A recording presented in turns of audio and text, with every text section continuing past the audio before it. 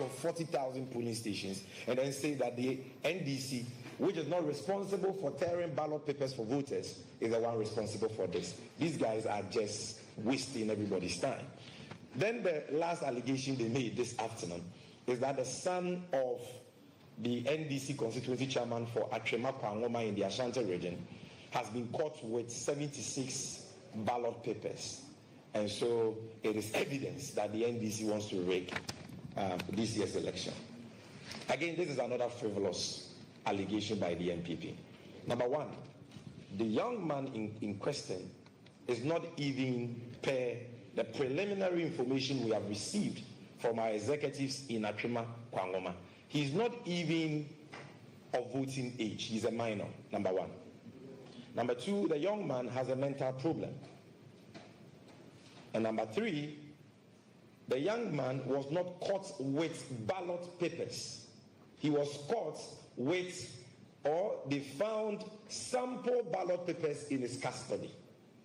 So here again, we are not talking about ballot papers, but sample ballot papers meant for voter education. And because this is a young guy with, a mental issue, he went on the frolic of his own to this police station for reasons best known to him, and he was caught.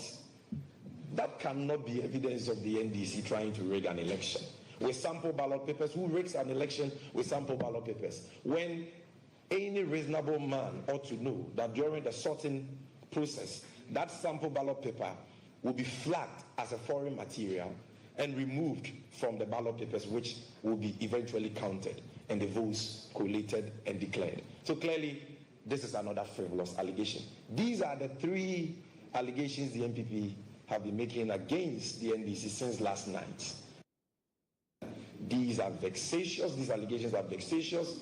They are totally baseless. They are symptomatic of a political party who are desperate to hold on to power even when they have seen that power is leaving them.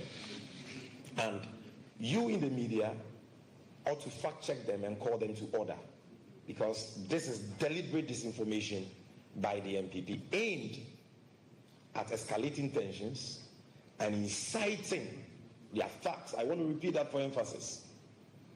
To engage in useless retribution, violence, to manipulate the peace and sanctity of the ongoing electoral process. Now, ladies and gentlemen, having dealt with the three frivolous allegations from the NPP, let me now show you real evidence of rigging that the New Patriotic Party has been found to be engaging. Real evidence.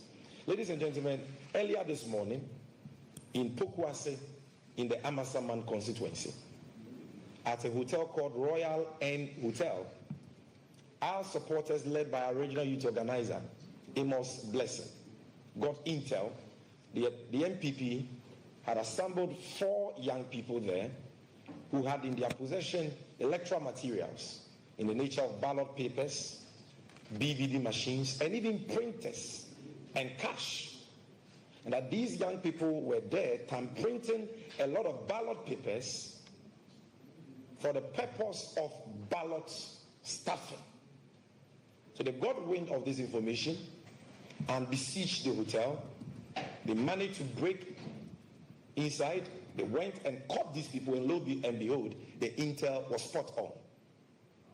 4 young people with BVDs, with printers, with ballot papers, not sample ballot papers. We dare the NPP to show 1 ballot paper found in the custody of any NDC supporter or agent for the purpose of ballot stuffing or for undermining the sanctity of this process. We have found a lot of ballot papers in the custody of these 4 NPP miscreants. And they had BVD machines, biometric verification devices, which are used for the sole purpose of voting. They have printers, they have cash. So let's see, we'll show you some of those pictures. In fact, if you go on my Facebook wall, I've already put that out, and we will also show you some before you leave here, for you to know that what we are talking about is totally factual. These guys were caught at Royal Inn Hotel with these ballot papers, biometric verification devices, and printers, cash. And it will interest you to know that they had already printed the ballot papers for Alhaji Bawumia. All the ballot papers have been printed for Alhaji Bawumia. They have been printed for the NPP parliamentary candidate for Trubu and the NPP parliamentary candidate for Amasamai. And so, screen guys, I just forwarded to you those pictures. If we can have some of them on the screen, it will be good. Now, the second one has to do with an incident that happened at Xenia Hotel in Accra earlier today.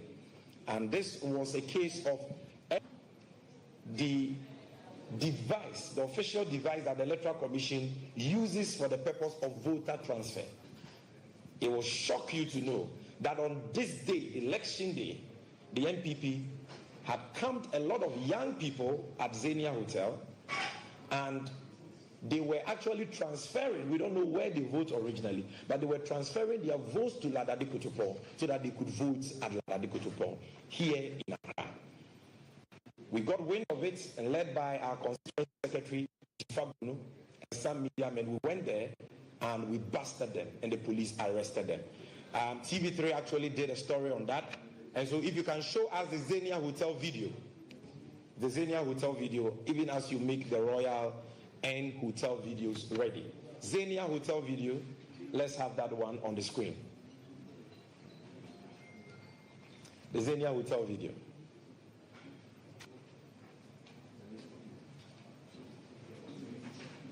Yes, so that is the Xenia Hotel video. This happened in Accra just this afternoon. And TV3 was there, their correspondent Komla Kluche was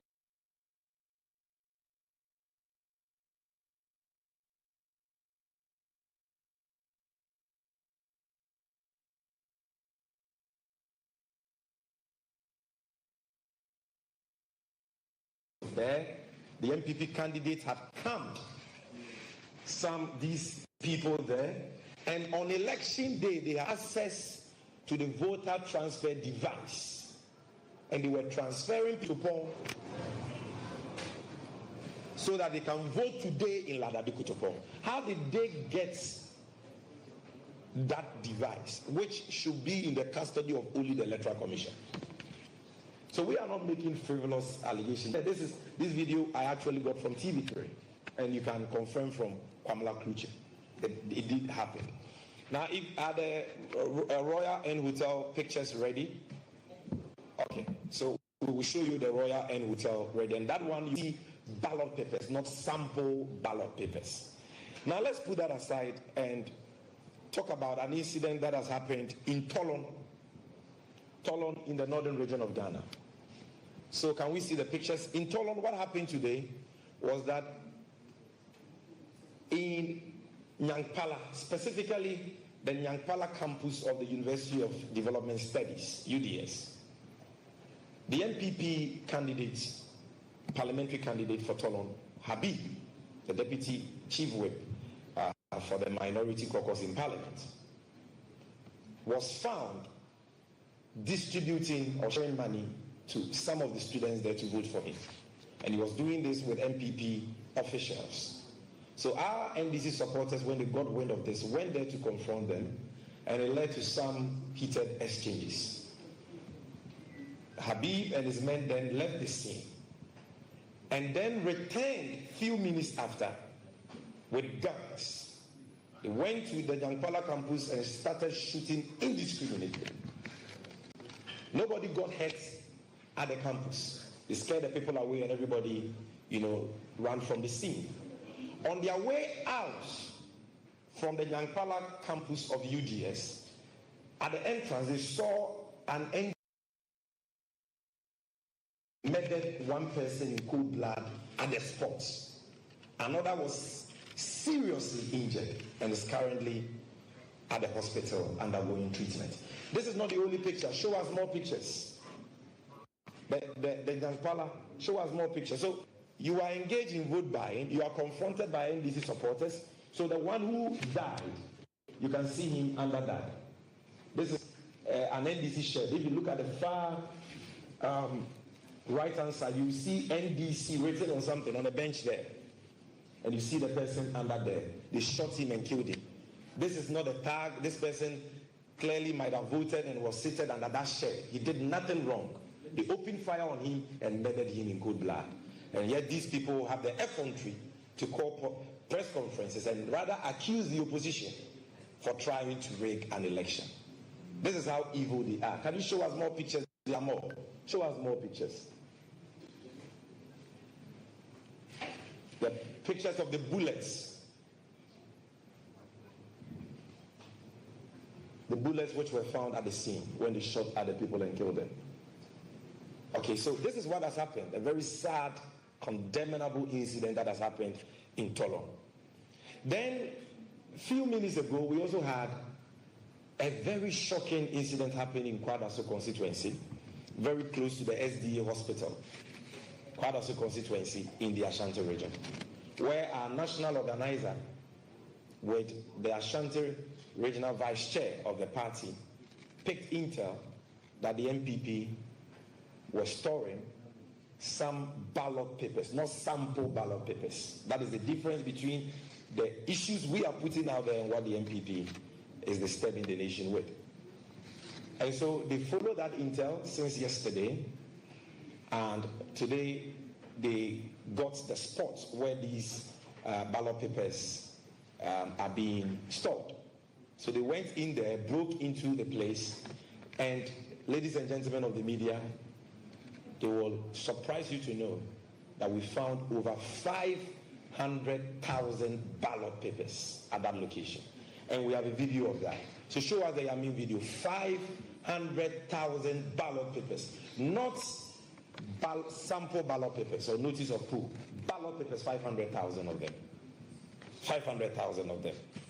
Kwadaso, it was found in a house. No, it's a video. It's a video. What I'm asking for is actually a video of Yamin. So, but let's go sequentially. Okay, so this is a Yamin video. Can we get audio coming through? Yeah. Just send a small video. Okay. So everything you see there in the envelopes are all ballot papers. Yes. Ballot papers in boxes like that. These are all ballot papers. Ballot papers. Please repeat the video. Repeat the video.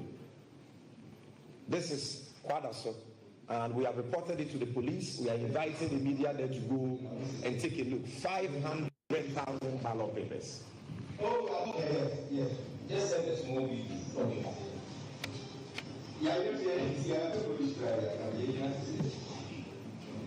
All right. So now let's go to the Royal Inn Hotel picture, the one that you put on.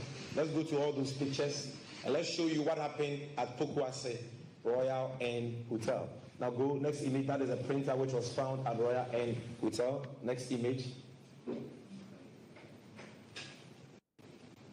Yes, CCTV footage of the guys, some of the guys who were arrested. Next image. This one of the devices they were using. Next image. Yes, next image.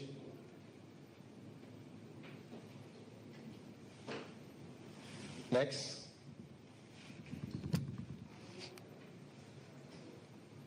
So this is a guy who was leading them, who has been arrested by the police. And we will actually give you the video of when they were put into the police vehicle and were taken away from the said location. And I have personally brought this to the attention of the CID boss. Do you have an image? Yes, so this is when they were... No, show us the video.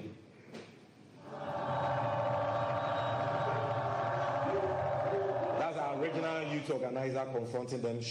Continue the video, even as I run the commentary. That's the printer. The BVDs are in. And please, can you show the picture of the ballot paper so that people will know that this was not sample ballot papers, but real ballot papers? That picture is there.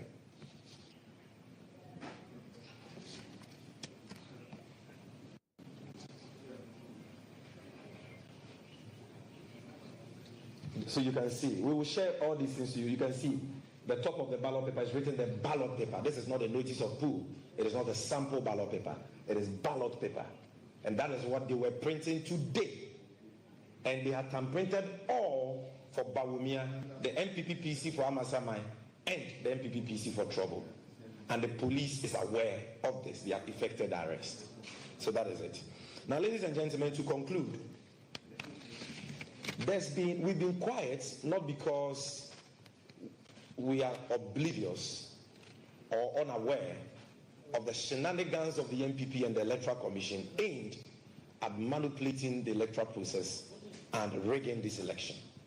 We are very much aware. We are on top of what is going on, but we've been focused on the process, and we've been focused with our agents across over 40,000 police stations in this country, policing the process, making sure that even as they plan, they don't succeed in executing their plan. And so a lot has happened. I'm sure you are aware of the closure of our borders for the sole purpose of preventing Ghanaians who live across these borders from coming in to vote. It's the most nonsensical decision that has been taken in the processes leading to this year's election. Because as I speak to you now, people are flying into Ghana. I have a friend who flew from America into Ghana this morning to vote. And so if people can fly from foreign countries into Ghana to vote, why can't people travel by road into Ghana through approved security checkpoints and border points to come and vote? They just want to disenfranchise Ghanaians who live in these border towns, who live in Togo, Burkina Faso, and have the desire to return home to vote, legitimately exercise their right to vote as Ghanaians. That is what we have done since 1992. But to disenfranchise them, they have prevented them.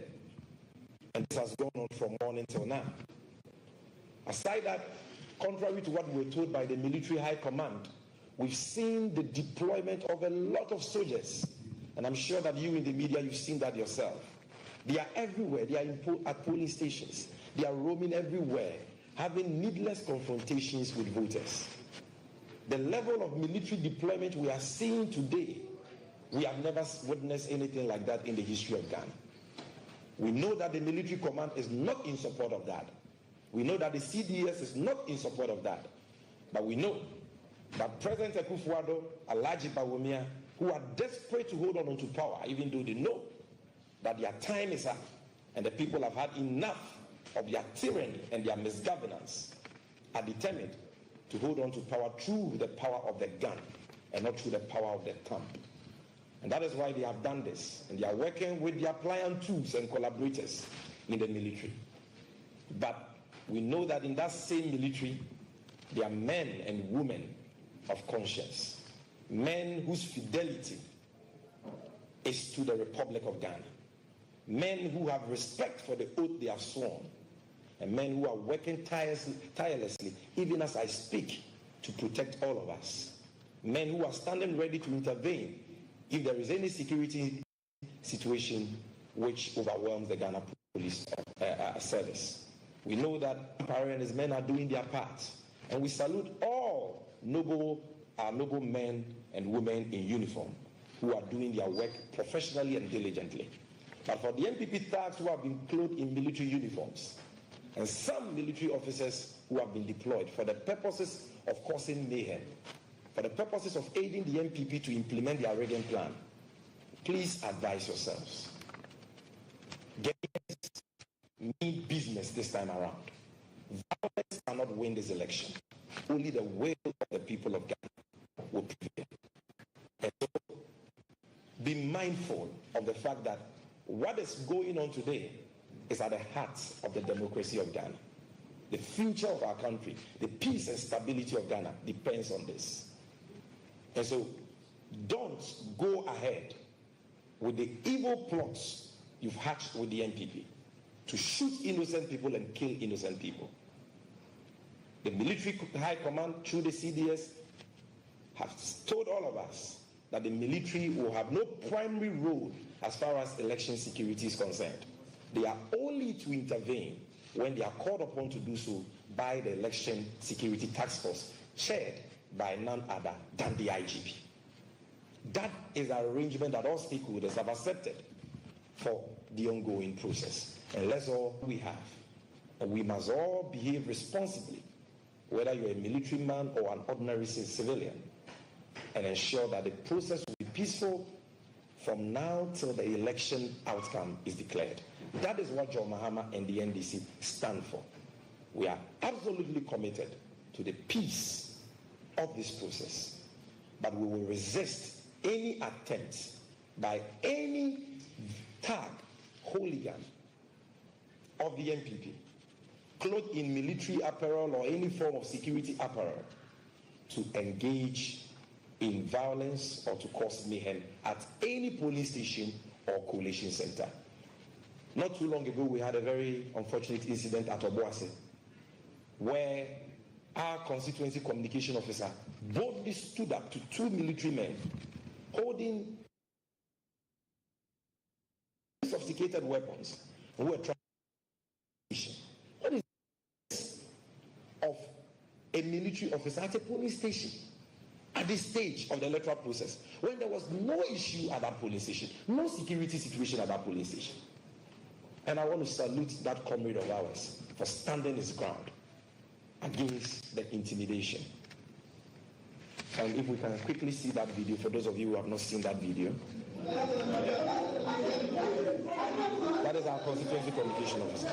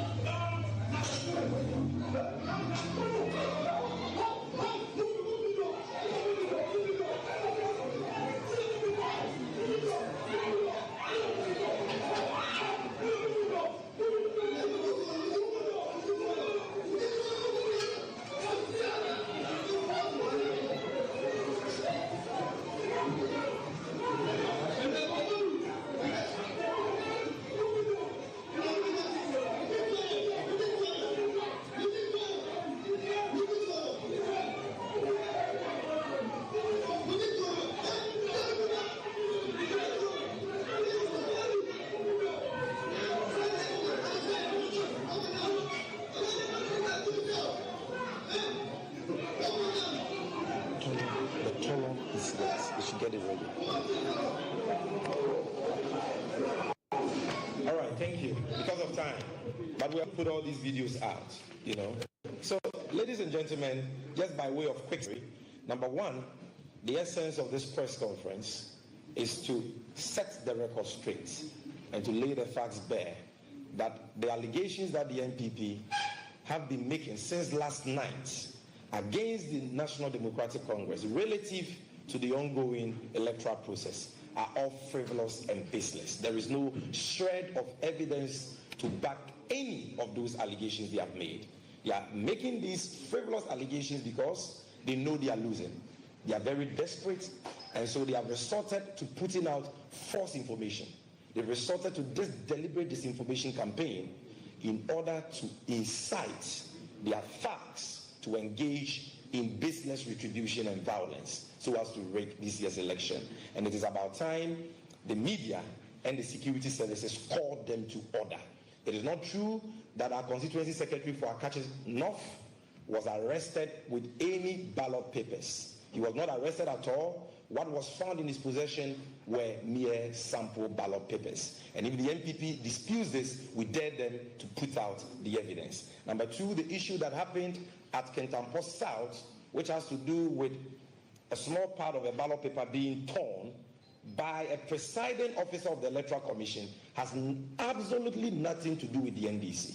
The EC doesn't work for us. And so if an officer of the EC has mistakenly torn a part of a ballot paper, that blame should be put at the doorstep of the Electoral Commission. The NDC has no hand in that, and we even take a strong view of that incident. Number 3, the allegation that the son of the constituency chairman of the NDC for Akrima Kwangoma has been caught with 76 ballot papers for the purposes of ballot stuffing is also frivolous.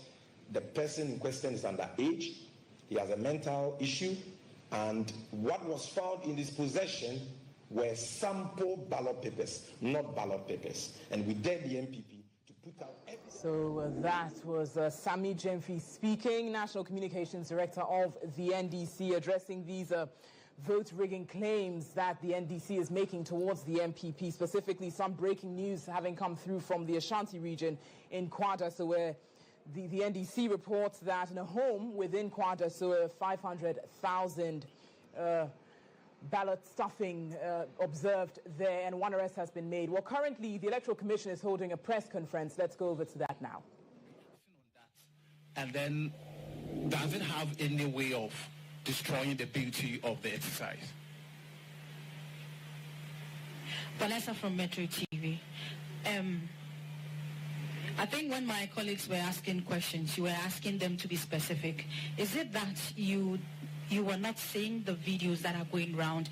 You are not seeing that. Okay. The reports that have been made by both sides, NDC and PP, and then the arrested polling station guy that tore off, I think, the first... Oh, that was, we have mentioned that. I know. So are you saying that with that and other things that are going on social media that are raising concerns, you've not seen that? Or you've not heard that? Or you are yet... or they are yet to bring that to your attention? Because it looks like... Ready for school? Yes! My champs, they use a lot of energy as... something like you... on those things, right? Thank you. Yes, I asked the question. The question is, are you saying that you've not seen the videos, the comments by both NDC and MPP on social media suggesting that both sides are, printing already ballots, and then people are being caught in hotels? I give a specific, like Bogatanga. People have been arrested. Are you saying you've not seen that to address those? You've not seen it?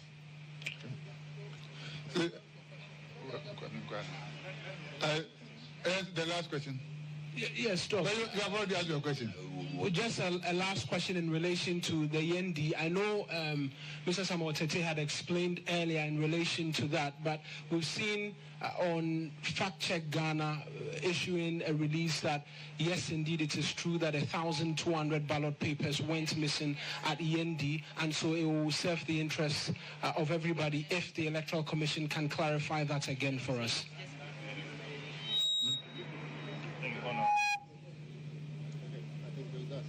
Okay. So, first, with respect to the rains disrupting the activities at Medina, voting ends at 5 o'clock. So if it rains and it stops before the 5 o'clock, we'll still give room for people who are in the queue, and we will handle them up to the time that we clear the last person in the queue. So voting does not stop at 5 o'clock. But when there are people in the queue, we will cover them up to the time that we'll cover the last person. So I don't think the rain disrupting for some time will have any effect on the elections. With respect to the Lomnava BVD challenge, it has not come to our attention. So we'll call the officers concerned and verify, and if it is true, it should be addressed. Because we have the main BVD, we have a spare BVD, we have the power bank, and we have spares at the district and at the region. So I will be surprised that even if the two that were allocated are not functioning well, the officers will have to fall on the district for the district spares. If you do it one fail, there are regional spares. So some of these things, so you talk to the right person you may end up giving the wrong information. So we wouldn't want to comment on it when we are not on top of that. But I would be surprised that it's a good true story. Then with respect to videos of ballots, security and the rest, and the social media issues and the rest. That's why before you ask your question, I was talking of let us be very careful of, come again. That is exactly so. So that's why I wanted you to be specific, because we have had a lot of them. When you go and check from our officers, you will hear that it is not true. That's why I said be specific, so that if it is, for example, we had the one from Achuma Kwanguma, about some 79 ballots. I don't know whether you had it. We talked to the district officer personally. He said you also heard of it. And when you followed up, he said that it is now with the regional commander. So in such a case, what do you say? So till you have the facts about it, you cannot speak to it. Because you cannot come here and chant half-truths. Other than that, will be deceiving you. So if you, it's only when you give very specific, then we see whether they are in line with those that we heard, that they have turned out to be false. Then we can talk to that. So the mention of NDC and people doesn't change anything. Till we have the facts, we cannot talk about issues that we are not so sure of. And don't think that any information you see in the social media is the truth. Be very careful about that. So you too can also find out, cross-check and be sure that what you are hearing or seeing, are they the truth? So it doesn't follow that once it has been in the circulation, that means they are the truth. With respect to the Yampara shooting incident, we've heard of that. We have contacted the IGP. They're also working around it. So now we have also been confirmed that one person has been shot dead, but the security people are doing the investigation and they are on top of the situation. So in order not to make any comment that will escalate issues, let's allow it and let the security people work on that. The voting is ongoing. Mr. Te will now talk to the END issue.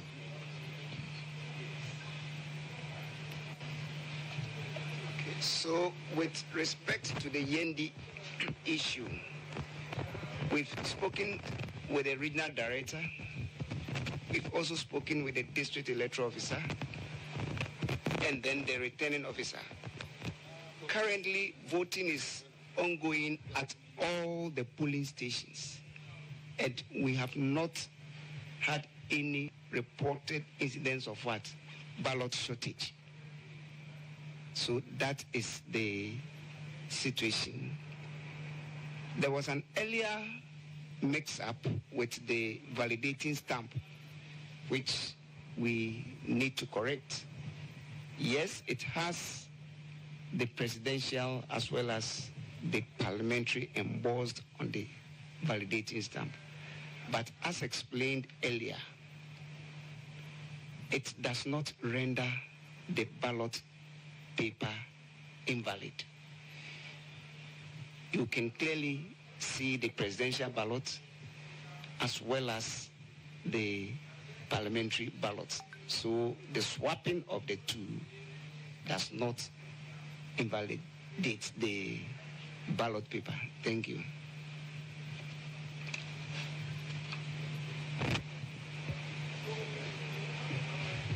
I would like to take this opportunity to thank all of you for coming. Our next press update will be at 6 o'clock. 6. Officials of the Electoral Commission, the EC, addressing the media there, taking questions from the media as it pertains to these incidents of violence within some constituencies. And Lantam, I mean, we've obviously, just returning briefly to the involvement of the military, there's some comments coming through from Obuasi East, from the residents of Obuasi East, where the residents have allegedly prevented military officials from accessing polling stations. And they may have made comments such as the military should bring it on, they'll be taught a lesson by Ghanaians, the resistance is on, we're not born cowards, no military would intimidate us, we'll fight back with everything we have, the military should go back to the barracks. So these are just some of the responses from residents of that community as it pertains to the involvement of the military. Yeah, which is unfortunate. And there's the discovery of 500,000 plus ballot papers in Ashanti, and also they said where they caught some ballot papers in Accra here. What was the name of the location? About 1,200 ballot papers, yes, according to Fact Check, and that's one of the questions that journalists you get it, and it may seem like it could be a ploy. Maybe we have more of this out there, and so I think that people should be vigilant. They shouldn't allow vehicles to go anywhere closer to where the EC staff are, and it's the reason why some of us said, the more the people are at a polling center, the better. The better. They should just sit where I voted, very peaceful. There were people sitting around under trees. So when you get there, you ask yourself, hey, but you go in there, you know you are going to do the right thing. I went in there. In fact, I didn't even have my voter's ID. When I got there, so they took my surname, and then they checked. Then they said, oh, I'm there. Then they scanned.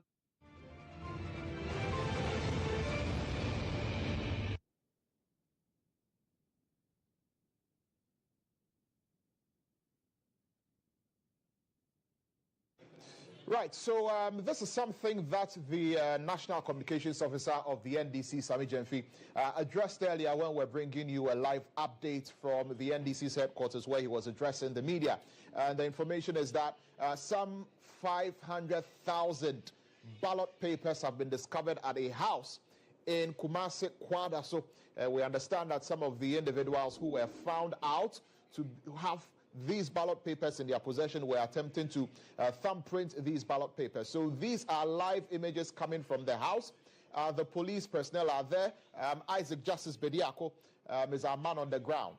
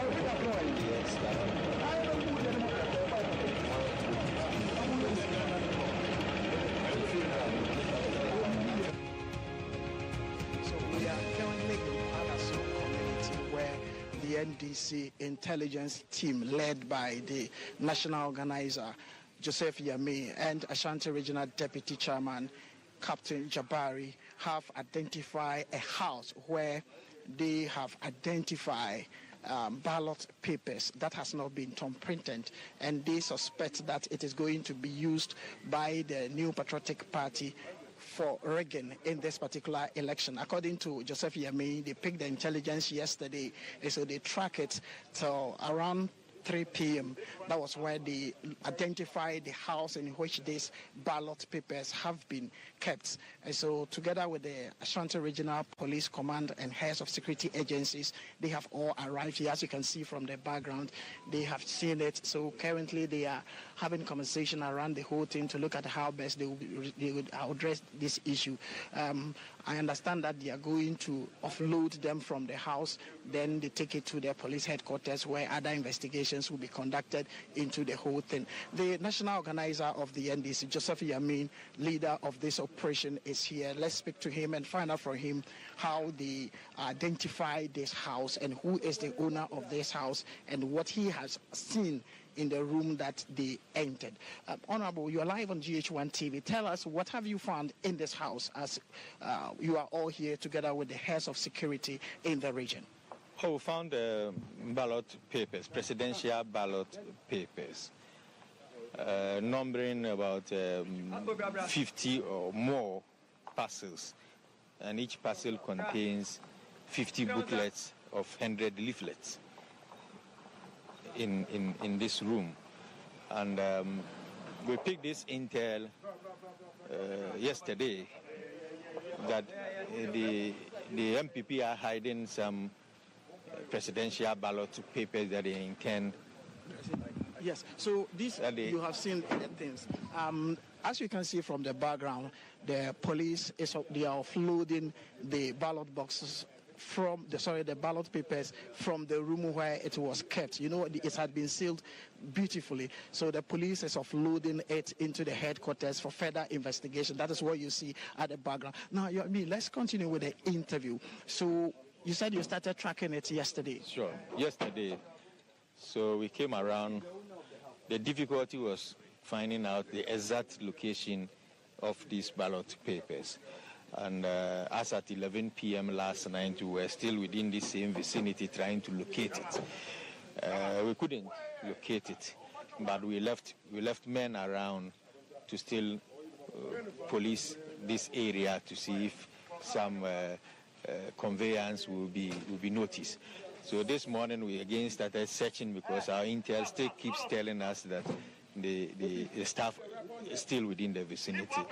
And fortunately for us, we finally found it in this house. We came in, saw some ladies here, then started searching the house because at this point we were 100% sure that the papers were in this house. Unfortunately, when we entered the first room, we saw parcels packed in there. And when we broke the seal of one, ballot papers fell out of it. And that is what you see the police packing. So just after that, we immediately called the regional police command that this is what we have found here. And that has brought them around to want to verify. Indeed, if you see them packing, then it means that truly, yes. But I'm sure they are going to bring some papers that are not wrapped in this brown paper bag. Have you checked to authenticate it? I'm sure you have seen it. I have not seen the one that you removed, but have you authenticated it? Sure, we have done that. We have done that. We broke seal one full parcel, that 50 ballot paper, booklets fell out of it. I'm sure they are going to bring them out. Everybody knows, it's clear. It's the exact copy of what we are using in voting right now. Yeah. And are you surprised at this? Because the NDC keeps saying that this election is all about vigilance. If you are not vigilant, they will cheat you. So is that the reason why you guys have been so vigilant, combing into people's house, searching what they have there? Yeah, of course. You see, I always say that if the MPP are confident to say they will break the 8, then it means that they are stepping on something because they have performed abysmally. And so the only way they can break the 8 is to rage, is to steal. And the only way to steal is to get some ballot papers or to use the electronic means of manipulating figures. So we have always been suspicious of the MPP printing some of these booklets. And what we needed to do was to find out where these booklets have been located. Now we will make sure that it's been apprehended. That is exactly what we have done. So our suspicions were right in a way because we have found them around. We are just keep eyeing because this is not the only location. We have gone to several locations that unfortunately we found nothing. But that doesn't mean that we still don't have some in other locations. But as I speak with you, our people are still in some of these areas that we suspect might have some of these things. And our people are also on the move, that around the same time they may want to go in, do some ballot stuffing, changing of ballot papers. That one is also being policed as we speak with you now. So you are leaving no stone unturned in this election, Ashanti in particular? Not at all. Not at all. Not at all. We are not. And that exactly is what is going to bring John Mahama the 30% more plus votes in Ashanti region. We make sure the MPP don't get their way to manipulate this election. Turnout has not been good. I went to a polling station right there, Women Training Center, Kwadaso. As at now, they have not recorded 50% in Kwadaso. Aren't you guys concerned about the turnout in this election, Ashanti in particular? I would have been surprised if the turnout was high, looking at the disappointing nature of development in this region. I would have been surprised to see people clamoring out, going there. If you see high numbers out there, those numbers are going for the NDC. So I'm not surprised that you say a whole polling center is recording less than 50% when we have just about an hour. It's not even up to, it's just about an hour to go. The MPP have performed abysmally poorly in the history of this country. The worst ever government that this region has ever had is this government. So now back to the ballot papers that you have confiscated. It is a private home. As we speak now, they are loading it in the pickup, and the pickup bucket is almost full to capacity. Now with what you have observed, parking, where are you sending these ballot papers to? We are citizen vigilantes. Our job is to uncover anything, and when we do that, it is the duty of the police to decide, because it's a criminal issue. So the police now takes over. Ours is just to be here for them to come. We'll make sure that these things get safely to the final abode where they should be. But what will happen to this, how measures are going to be put in place for it, is not our business. We have done our work to ensure that these things do not get into the ballot boxes just because some people have access to it. With what we are seeing now, looking at how people have trooped here, the security people.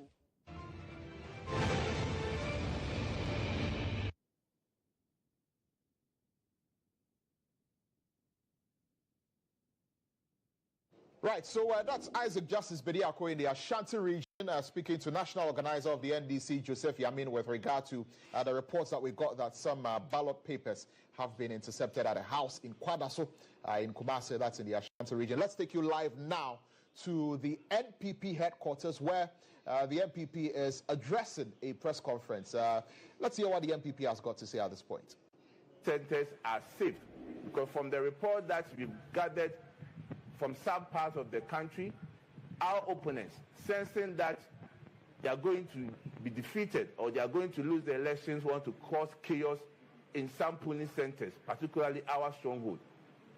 So we are calling on the police service, the security service, to be at the polling center. And when the collation has been done at the polling center also, we also want them to be stationed at the collation center.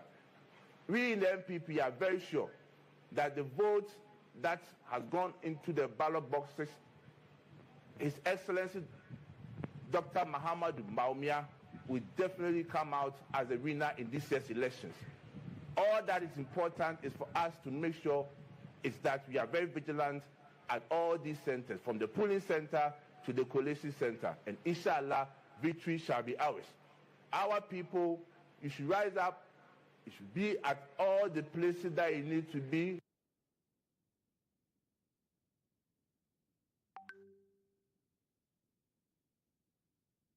So that's Justin Frimpong Kodia, that's the General Secretary of the New Patriotic Party, coming to you live from the MPP's headquarters. They are currently addressing a press conference. Earlier, we saw the National Communications Officer of the NDC, Sami Jemfi, also address a press conference and speak to some of the violence that has erupted in the northern part of the country, which reportedly has left one person dead and others injured.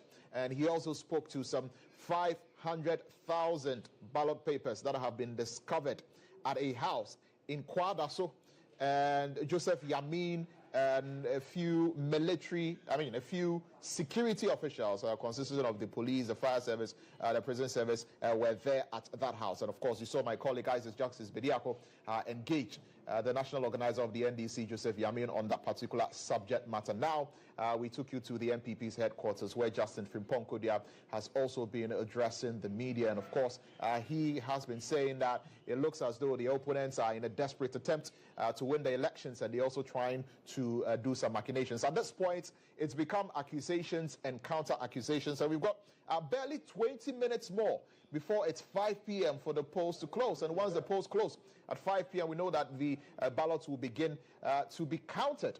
And already there are reports of some low turnouts in the Ashanti region and in the eastern regions. But when the EC addressed the press earlier, they had described the voter turnout as generally fine, except for these two regions.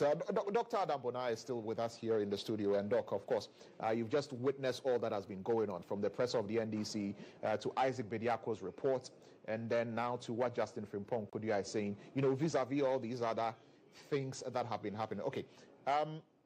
Right, I was just about to bring you in, Doc, but I understand that we've got to go back to the NPP's headquarters to bring you that update, that press conference that Justin Frimpong Kodia was addressing.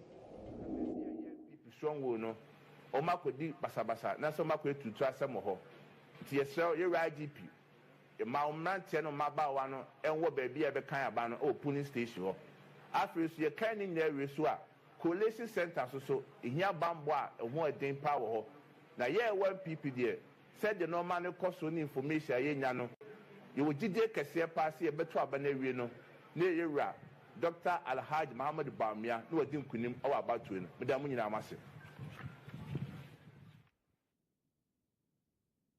All right, so Justin Frimpong Kodia there has just addressed the media. Of course, in that last bit there, he was speaking in Akan, and I think the last thing he said there is at the end of the day, they believe that Alhaji Dr. Mahmoud Bawumia is going to be declared winner of the election. But Dr. Adam Bona, I was just coming to you before we had to cross over and hear the rest of that press conference. With all of these things, that have been going on, and with just 20 minutes for polls to close. Minutes. Yeah, well, 19 minutes now for polls to close. What is running through your mind with all of this information that is coming?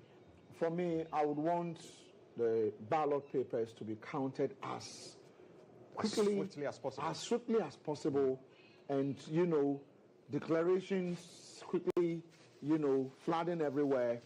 And I will urge citizens to be, 1,000% vigilant and resist any magician who comes out there to try to do scheme, to do anything. Mine is that whoever should win clean and fair, because we shouldn't allow this country to go down the way anytime we finish one election or the other, then there's dispute as to whether he was legitimately elected or it was done fraudulently, and you don't know whether that guy there at Jubilee House is your president or he criminally, became your president. So I think that we've gotten to a point where Ghanaians should not sleep.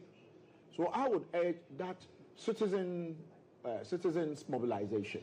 People should come out, and from now on, people should be vigilant. Counting will start probably in the next 25 minutes. Yeah. In the next 25 minutes, technically, counting will start. And so if you are home, probably start marching to a polling center. Just go be a witness to, even if you are not a Jehovah's Witness, but go there and be a witness to whatever is going to take place there, because then for me, I have called the Peace Council. I've called them personally, and I've told them that they should speak. And they said they were going to have a press conference. So I'm still waiting keenly for their press conference. They should tell the soldiers to retreat. We don't need them at any polling center. Generally, the elections have been peaceful. The police have done fantastic. Generally, the elections have been very, very, very, very peaceful. Where I voted, the policemen were sitting under some tree within a school compound. They were sitting under some tree, but people had masked up. And I believe that that gives the police some buffer. So I got there, greeted everybody. I didn't have my voting card. They looked, put me through, and they found my name. They gave me the sheet. They showed me this is presidential, this is parliamentary, and I voted. So I think that looking at the press conference and the counter press conference, it is important that all of us, let's not sleep. Let's not just hope that you are going to wake up tomorrow morning and the thing is done and that's it, is delivered. You can see there are stories coming out from Eastern region, Ashanti region, that voter turnout is low, very, very, very low. I don't know why they won't vote, but my in-law tells me she's not going to vote. And I say, why won't you vote? She tells me, she gives me various reasons that she will not vote. And I said, oh, just go there. If I don't come, I still be there, even though she's late. She says, no, she's not going to vote. That's her right, to vote or not to vote. So mine is that I think citizens are awake. If you saw the resistance in Ashanti, Obuasi. So this is a caution to the military. If someone is deceiving our military to think that once you have a gun, people will back off. I have said it openly in various, publications and speaking, that no military under the surface of the earth has ever defeated the will of the people. It will not happen, not in our generation, and not the generation before us, and the generation after us. It will not, happen. And so military officers should know that they are part of the society, and they had the privilege to wear the uniform, be trained and wear the uniform. And so you go in there. America could not defeat Vietnam. Hosni Mubarak in Egypt, the Arab Spring. They couldn't defeat the Arabians in Egypt. They went there with their bare hands. They couldn't defeat them. He gave out. Tunisia, it happened, isn't it? There are several countries. Even in Afghanistan, Americans left, Afghanistan, left all their firearms and everything there on the desert and flew off. I'm sure you saw that video. Yes. So I am only bringing in these examples to say, if you are a military officer listening to me today, if you are a general, you are, a senior officer, you are, a man on the field, the soldier on the field, and because whoever sends you out, they tell the person it's an illegitimate order, because until the police gives them the order to go, whatever they are doing, and those people whose faces have been captured. You see, for some of us, I don't lose anything if tomorrow comes and we say these soldiers, look for them and punish them. You know what I'm trying to say? So let's all be Ghanaians. I'm sure you have to be a Ghanaian to be a military officer. So they should respect the sanctity of this country, respect the people, and stay away from civilian populated areas. Let the police and the immigration, fire, what's the name? Fire, immigration, prisons and the rest. They have no complaint that they can't. CDS himself said, they've sidelined him. And so some people some people are acting on behalf of the military without the military authority. You know what I'm trying to say? So you have a military that is acting without authority from the military. So those are rogues. Those are rogues. You have a military that is acting not from the orders of the military. The military, they have a certain line of command. And you can't go. So if you step out of line, then it means you need to be dealt with. I am sitting here and I have military officers, right from, private soldiers to generals who are sending me messages, telling me what is going on is a shame. I can show you some of them, but maybe not necessarily. I don't have their permission to show you who they are. I mean, do we have any indication that the military, those in the military high command, are planning to take steps to deal with the rogue elements? You see, maybe not officially, but at least I know quite a number of sensible ones, excuse me to say, quite a number of sensible, level-headed ones. I mean, when you get to a point where they say you are a senior military officer, you are trimmed, though. Yeah. You are trimmed. But Ghana here, some of them, the sensible ones, I can tell you that I have evidence. The sensible ones are talking to the other ones who probably, because they are mates. When I say they are mates, they are people who might have gone to the academy together. Yeah. There are some of them who even trained most of them. Okay, all right. Dr. Adam Bona, we're so grateful that you're here in the studio because you're really giving us some great insights, with regard to the security situation that we're faced with. Now, earlier we reported that in the Tolon area, there were gunshots. One person allegedly had died. Other people had been injured. My colleague Abdul Hanan Adam is at Nyankpala in the Tolon constituency, and let's hear the report that he's got. Incident. A lot of businesses have closed. The filling station that is over there is no longer operating, and some of the businesses that are here, you could see that one person has abandoned his business and his motorbike because of what happened, and he just returned to ensure that he closes. And other shops that are here have also closed. It is under lock and key. They've also locked, and I understand that students who are currently in the University for Development Studies in Nyankpala campus have also been advised to stay indoors. And so it is because of what actually transpired. And so what happened? And we understand from police sources that we spoke to the Nyankpala police that is stationed just on my left. That is where the police station is. We spoke to the police there, and they indicate to us that the complaints that came to them is to the effect that there was some alleged sharing of money at one polling station that is just on my right, where allegedly some MPP members were sharing money to voters. And as to why they were sharing that money, the police has not established that to us. They didn't confirm that to us. But what the police sources say is that the NDC supporters actually confronted these individuals, and due to the confrontation, it led to, both sides getting physical. And when the thing got physical, I must say, then one way or the other, then the gunshots started. They started shooting. As to who shot first, that we can also confirm, because the police says they are still investigating the matter. But there were a number of gunshots. They were people who had to run for their lives, like I indicated, like people who have their businesses here. One person who we saw in that video being transported in a tricycle, here they call it the yellow or the Mahama Kandu, has been transported to the Tamale Teaching Hospital, where he's currently receiving treatment. And one person has also been confirmed that the police here at the Nyankpala police station have confirmed that one person has died as a result of the confrontation that happened. And this is where he was shot, under this NDC pavilion. And we understand that when the incident happened, a lot of people who were also seated here had to run for their life. So this is where the gentleman was shot and killed. He died on the spot, as we've been told.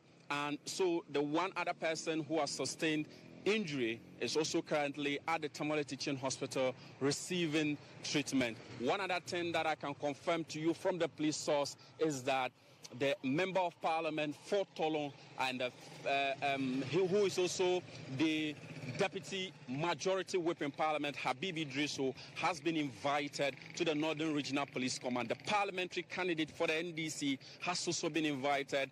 There are a number of people who have been picked up.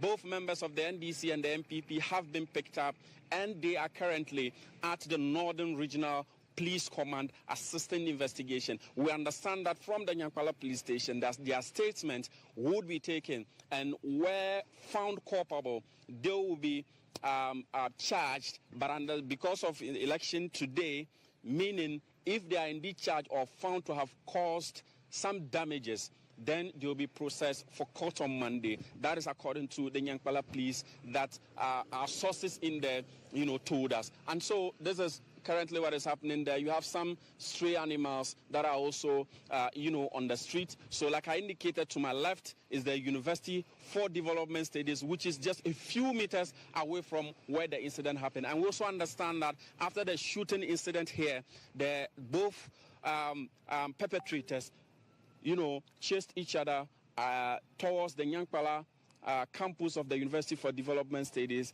and as to what they went there to do, one cannot tell at the moment. We are unable to speak to any eyewitnesses. The people here are not, ready to speak. Actually, as we report now, they've cautioned us that still this area is not safe. And they keep on reminding me that we should try as much as possible and leave this particular area because they do not know whether there will be another reprisal attack. But the military are here, and at one point or the other, when they suspect any vehicle coming, they try as much as possible to do what the police would term as stop and search. So basically, that's what they've been doing. So you have somebody who deals in watermelon abandoning his or her business and, leaving the premises. So basically, this is what happened. But there are few people who are also here. The streets is actually not really calm, but there are people who are still making their way to wherever they are moving to. Still some military vehicles approaching distress. Even though on our way here, we saw a number of security vehicles, including the police and the military vehicles approaching. So in your shot is another military vehicle that has approached, and the officers who are armed are giving some, directions. So this is the filling station I was talking about. Business activities there has closed. This gentleman has also been stopped, and basically that is what has transpired here. So this is the intersection that connects the Tolon Township and Tamale, and from in your shot or in my from the back, that is the road leading to the Nyankpala Township. So the military are here. The police were also here, and they've made their way to the Tolon Township to control the crowd over there as well. There has been a beef up in security at some of the police stations, especially where the confrontation happened, which is just a few meters away from where we are currently stationed. So the police and the military are here to ensure that there's calm here in Nyankpala after the shooting incident that resulted in the death of one person and one person who is critically injured and has been transported to the Tamale Teaching Hospital to receive treatment. Others, we understand, over 20 of them have also been picked up, and they are currently at the Northern Regional Police Command.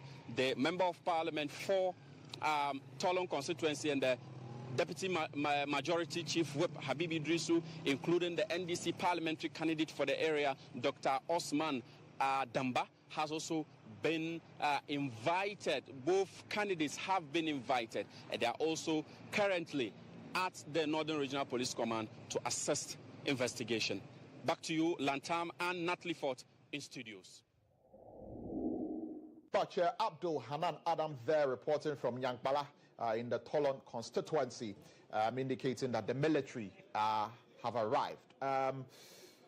Dr. Adam Bona, like you reported there, the military, have arrived in the area because of the tensions in there. I mean, we have been saying that the military should stay back if they are not needed, but it looks like this particular situation. Yeah, I mean, this is needed. So you can see already one person dead, and you were showing me a message concerning the same area, and then Yendi. Yes. So probably if they are paying attention, they would have to beef up security around these areas. And so this would be some of the work that we would expect the military, if they are called in, because then how would you want to, probably describe it? One person is dead. Do you want 10 people dead before probably you say, oh, they should go in? So seeing them there, I would say, I'm sure the police would have said, if you are close by, come and help us manage the situation, which is what we expect them to do, but not to go into places like UCC and go and try to, intimidate people. We don't want to see them in areas uninvited. Now, we're just a few minutes, in fact, to 5 p.m. 2 minutes. 2 minutes. 2 minutes to 5 p.m. So voting should be ending anytime soon. We're seeing a number of these incidents happening towards, the end, really, of polls. Are you concerned about probable post-election violence, somewhat? Wait. You see, it's a yes and no. It's a yes and no because then, if the military stays back, and the kind of measures I'm told the IGP and the security task force, the team they put in, together with EC, everything that is being done now is for EC. It is their work to ensure that they free this thing, devoid of tension, acrimony, and all that. We are told that they are going to have the collation in designated confined areas. So if you don't have, I have accreditation to go to a regional collation center, but I don't think I will go. I don't know. I might not be needed. Maybe because one or two other media houses. So I don't think I will. They will be in a confinement, and therefore I'm not expecting that if you don't have an accreditation pass, you can go in there. In the Western region, 2020, there were issues where some land cruisers were used to, bulldoze their way into collation centers, and they were swapping in 2020. But there was very little anyone could do. Based on that experience, I think the security task force have put in measures to ensure that these things don't happen. My only problem has to do with the polling centers. But those areas are not too confined. But that is why I am calling for all-out citizen mobilization. Be in your numbers at polling centers. And for counting to be swift as well. For counting to be swift. It's now 5 p.m. 5 o'clock on the dot. 5 p.m. I'm sure if you are at my polling center and you are not in the queue, where I voted, people the ballot box was full. It means the process very swift. As for that, I think you can always pat the EC in the back and say they've always gotten this aspect very well. They've gotten it, spot on. But the other aspect is when the counting starts. So if the counting can go on very swift, and at the moment I'm expecting the security task force led by Dr. Ekufu Dampari I'm sure they have gears, to change gears, and now begin to, re-strategize so that you don't have hoodlums trying to come in because they are losing at a certain polling center, and therefore that will affect, whether you become MP or whatever, and they want to go and foment trouble. But once citizens are vigilant, we saw what happened in Obuasi. One person tackling rogue military officers. I call them rogue military officers. These are criminals. They are not supposed to be there. So you have citizens tackling them, which I think we should do. Our constitution allows us to resist any, if you look at the famous case of Asante versus this police, Asante versus it's a famous case in constitutional law, where a police officer tackled a civilian and he beat him up. He ended in court. It permits us to it permits us to resist, uncalled for unlawful force against us. And so I would say that the law permits us to do that. And I know the police officers who are there are civil, and they've continued to be civil. But when the military come in and they are not invited, I think citizens should resist them with everything they've got. Everything they've got, they should use it to resist them. unless we are told that the military are there upon the invitation of the police, i.e. the security task force. If not, there should be, and I won't define how the resistance should be. Resist them with everything. And with the military, they are hearing us. Don't go near a place you have not been invited. Not been officially invited by because the truth is that Ghana belongs to all of us. Right. The president said we should be citizens and not spectators. Some of us are old enough to have seen a lot of the coups in this country. And therefore, we have had enough of some of these things, and we want to live in a society where the military respects our rights and dignity, and we would respect them back. But not when, because they have firearms, they would want to intimidate us. No. Now Dr. Bonas, very, like we said, it's 5-3 now. Yes, so I'm sure voting would have started in some places. Absolutely. Counting as well. Yes, counting would have. Yes, and very soon we'll be connecting to a lot of our correspondents all across the country and to bring you some updates on that regard. Voter turnout, yes. Right? You were speaking earlier about the Ashanti region specifically. That has been a strong, as we know, is a stronghold of the MPP. This entire election process, campaigning has been heavy in that region. What's your take on the turnout as against the possible results that we'll see? You see, I'm not a political analyst, but at least I have an idea. Right, generally. You see, 2016, voter turnout in the voter region, which happens to be the stronghold of the NDC. Was low. Voter turnout in areas that probably the NDC, was low. But there was a lot of disgruntled vote. When I say disgruntled vote, you see, we will punish you votes. So people would gladly go and vote for your opponent because they think you have performed abysmally. So I'm sure voter turnout in Greater Accra would be high. I'm sure heavyweight incumbent MPs will lose their seats. And I'm sure it will start coming in and you will see. Because then what I noticed in this particular election among Ghanaians is that you have a lot of the silent majority. Quiet. And yet, when you get the opportunity to talk to them and they have to open up, they tell you that nothing will change what they intend to do. You take Uber, you take taxi, you take trotro, you go to buy. There's a sense of where their mind is at. You see them just say one word, and they begin to vent, begin to talk. And sometimes they even think you are one of the people who has made them, who has impoverished them. And so for me, I am not surprised that in the stronghold of the MPP and of the MPP, Eastern region and Ashanti region, because then I schooled in Ashanti region, and so I have a lot of mates in Ashanti region. My wife comes from the Eastern region, and and so I have an idea of these two, and so I have people, family who are connected to these places, and friends, and they will tell you that and you tell them why. Just go. You can go and vote for.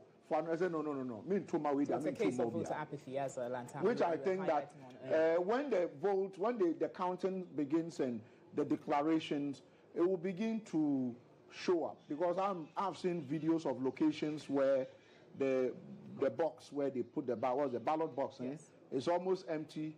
People are not there in the Eastern region, Ashanti region, and the EC officials are literally quiet. And so I just think it's not a very good thing that you decide that you won't vote. Whatever it is, I would have wished that go out there. You should be able to say, this time around voting this. This time I'm voting that. I say, if it's not this person, I'm not voting. I think it's not good. But my prime concern is the security, where I think that we want by tomorrow morning, quarter by 10 p.m., we know who is president-elect. I'm sure you, the media, you do it better. You won't do a declaration. But I say, even if you add everything together, certainly, this person will not get this. So I can sit in the comfort of my living room and say, oh, this person is the next president, this person is the MP, without EC, and I hear this year is regional coalition. Because the fear is that some people go into the networks and they hack into the system and they are changing things. So right now, if you go to my village witches, they will make sure that when you get there, they plug you down. Oh, you know, that's on a lighter note. Very you well. get it, yes. Yes, and so once voting has ended, it's 7 minutes past 5 p.m. So voting is supposed to have ended by this time, and I'm pretty sure by this time a lot of the presiding officers are getting ready to empty the ballot box and begin to sort out the ballot papers and count the ballot papers for us to know who is winning per which polling station, who is winning in the presidential election and who is winning in the parliamentary elections. And very soon, like I've been telling you, we're going to be crossing over to our various correspondents. We've been hearing from them all throughout the day. We started at around 5 a.m. and all throughout the day, you've been getting all the updates from our correspondents who are dotted all across the country from Boko to Accra. We are everywhere, and we'll be bringing you every single update as and when we get those updates. And so you can imagine that we are going to continue in the same vein by bringing you all of these correspondents and their reports as regards the counting of ballots and who is winning where. Of course, deeper into the night, I'm pretty sure you're going to begin to see some of the figures trickle in for us to begin to get a picture of who is winning in which constituency, at which polling stations, and who is winning in which region, and what have you. The Electoral Commission has a collation center which they have granted access to the media. Of course, the media have been granted access to this collation center. And so, at the collation center of the EC, we're also going to be getting feed from there and figures from there so that we all have a very clear idea of who is winning where. But coming back to you, Dr. Adam Bona, now that voting has ended, Natalie asked you a question with regard to the aftermath of the voting and the security implications. We know, like we've been emphasizing, that the military would have no business to be anywhere near any polling station unless they are called in to do so. We know that the Election Security Task Force are there at every single polling station. So, I mean, if any man in uniform were to appear, at any, polling station, how should the Elections Security Task Force be handling that? But before I let you answer that question, we want to, first of all, take you to Bolga Central, where my colleague Musa Lansa is standing by. We want to find out from him. He's been there the entire day, bringing us all of those updates. Musa, if you can hear me, you've been in Bolga the entire day. Where are you now? Have polls closed as the counting of ballots began? What can you report?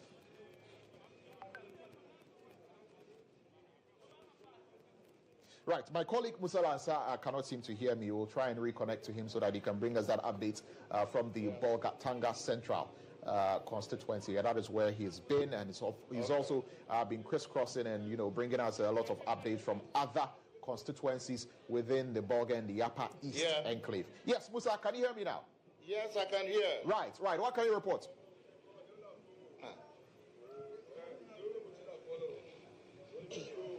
Yes, Musa, I can see you. Talk to me. Talk to us. We're eager to know what you can report to us. It's 11 minutes past 5 p.m. Have the polls closed? What is happening? Well, Lantam, I'm currently at the Adabasi Church's polling station in the Bolga Central constituency. In the Upper East region, remember, over 741,288 people were expected to vote today in over 1,500 polling stations. And just here at the Adabasi Junior High School, voting is just ending. I understand they had a couple of challenges this morning, so voting started a bit late. So I'm just going to engage the presiding officer here to find out how voting has been the whole day and what the challenges they faced today has been like. Good evening, sir. Good evening, sir. Please, your name. I'm called Mohammed Godfred, please. Mohammed, we understand you started late. What really happened? No, we had a challenge with the machines. So we really have to call the office to come and rectify the problem. So that was the reason why we started late. So now, how many people have voted so far and how many people do you have on this register? We actually have around 459. Actually, that's the actual the voters register. And then as of now, we still haven't finished, so we can't actually give you the total. Even if I say this, it might look like we won't get the accurate number. But I think we've gotten over 300 voters in this polling station. Yes, please. So aside the machines malfunctioning early this morning, what other challenges did you face as a team here? I think everything is smooth. Everything is smooth. Apart from the machine that had early problems. I think that was the only challenge that we had. Thank you. You're welcome.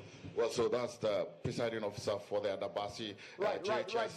But Musa, if you can hear me, Musa, if you can hear me, so they visited more than 10 polling stations across the Upper East region. We were in the Bolga Central, Bolga East, as well as the Zebila constituencies, where we visited some polling stations. One of the things we observed, especially in the Zebila constituency, is that they had a very high turnout in most of the polling stations we visited. We started from the Binaba area, where we saw huge numbers coming out at the various polling stations we visited. What we understand is that a lot of people from that constituency came down from Accra and then Kumasi and other parts of the country to be a part of this exercise.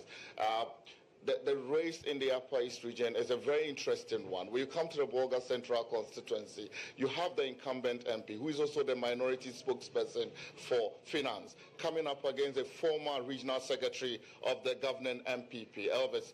And from social media, you understand that the race has been a very interesting one. People from the governing MPP are thinking of causing an upset in the Bolga Central constituency. Then when you go to the Zebila constituency, it's a similar story that is being told. You have two new faces, Dr. John Kingsley Kurgu coming up against Ebenezer Ndebila of the NDC.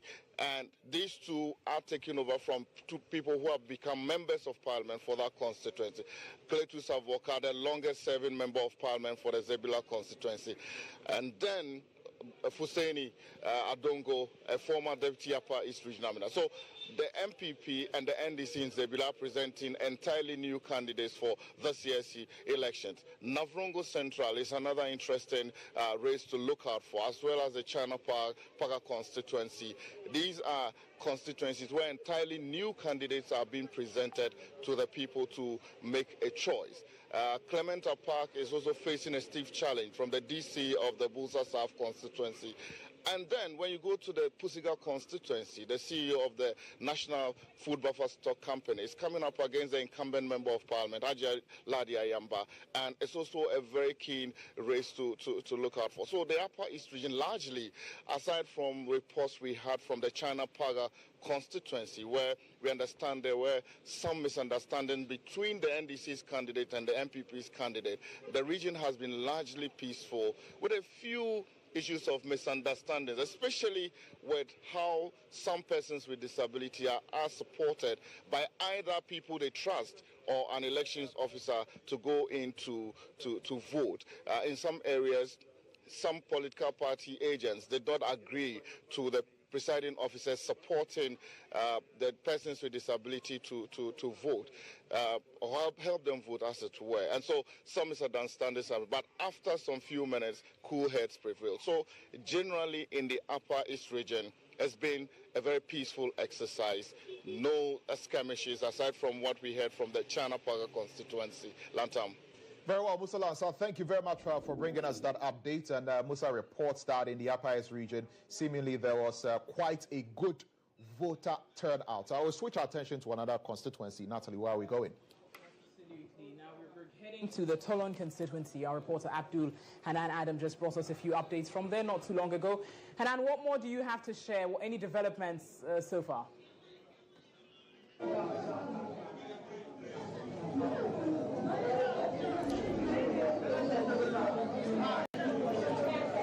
What more do you have to share currently? Voting has ended at 5 p.m. Has it ended there? And what more can you report?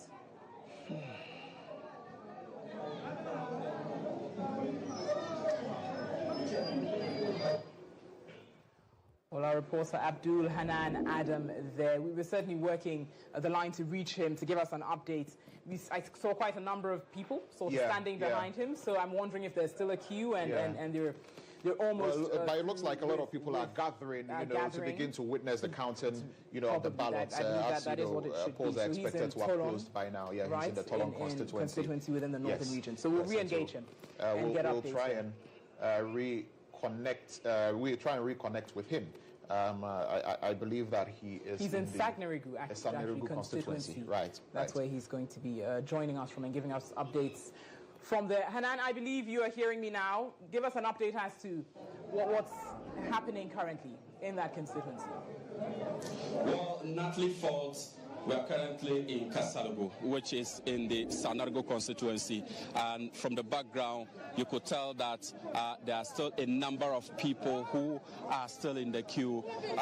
Quite a number of them, over 100 of them, who are currently in the queue. It's past 5 p.m., past voting time, but these people are still in the queue and are yet to be verified before, they make their way to the ballot booth to cast their ballot. But what has brought us here, we do not know. But the very best person to let us understand the situation here in Kasalogo, quite a number of polling stations that we have here.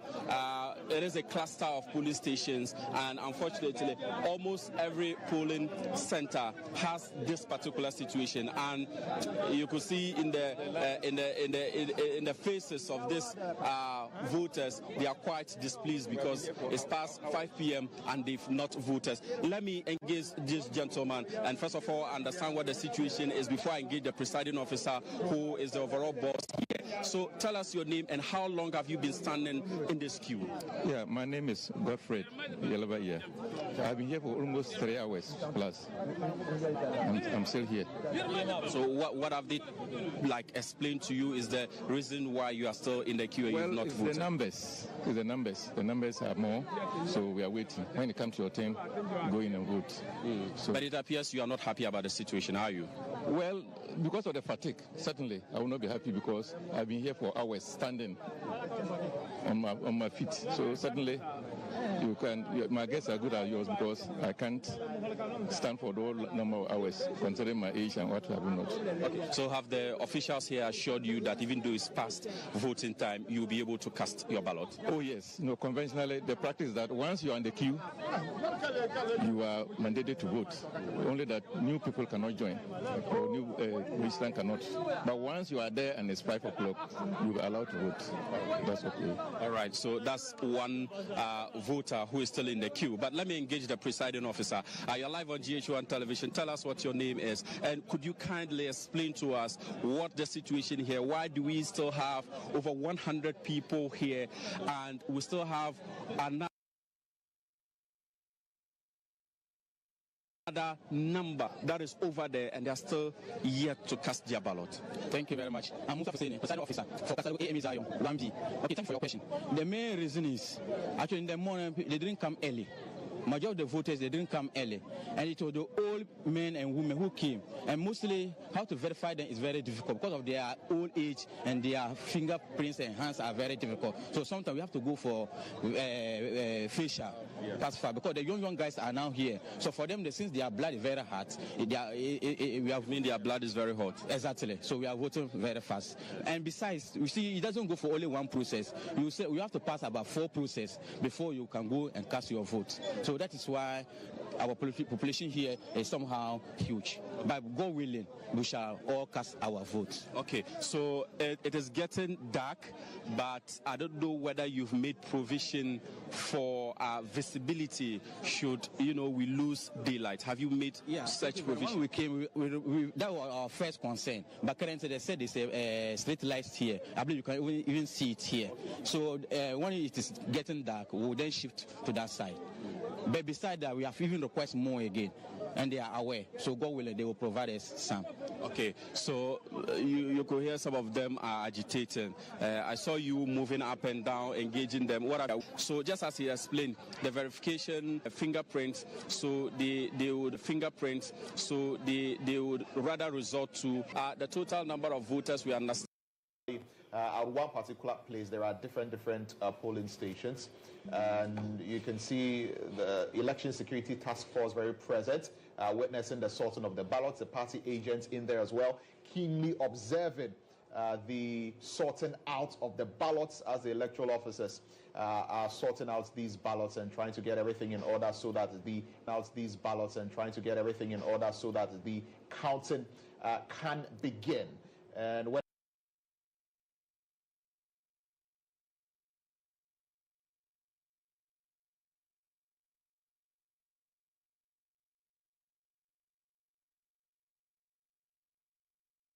in all of these areas. Clearly, you can see that quite a number of people have gathered, the sorting and the counting of the ballots. Let's now take you to the Odododio constituency.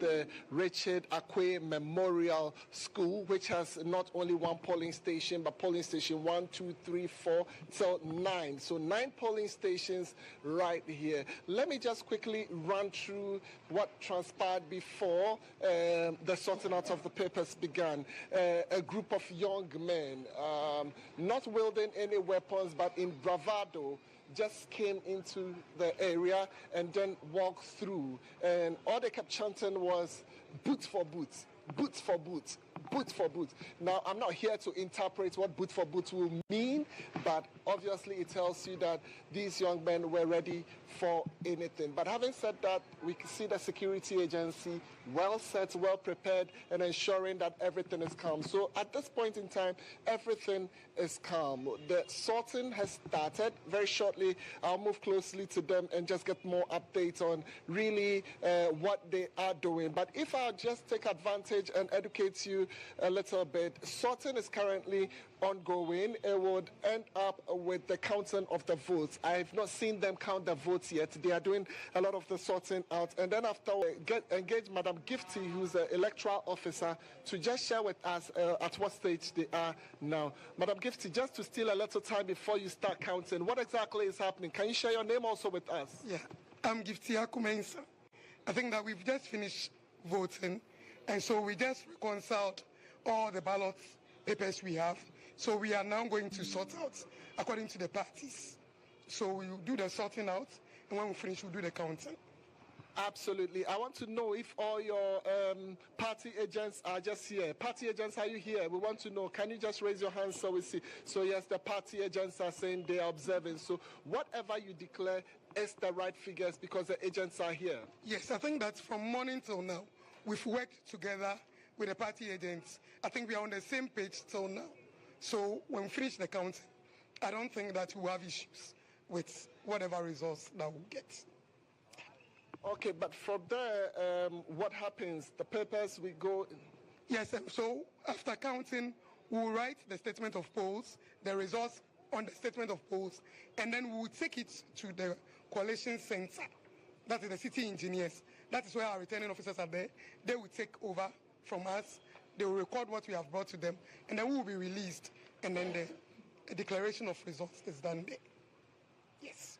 All right, so if you're watching us, you're live on GH1, just like we have confirmed right from dawn when we started this coverage of the December 7th polls. We are determined to tell you about everything that will happen. We are not closing our eyes at anything. We're sharing all the details with you. Right after counting here and results declared, we will be moving to the collation center, the main collation center, and then we'll be furnishing you with all the details that you are looking forward to. Of course, we remain your election hub, and we are staying on our course, bringing you up to speed on everything that is happening here in the Odododio constituency. So if you just reached out to us, this is exactly what is happening right here. Very well.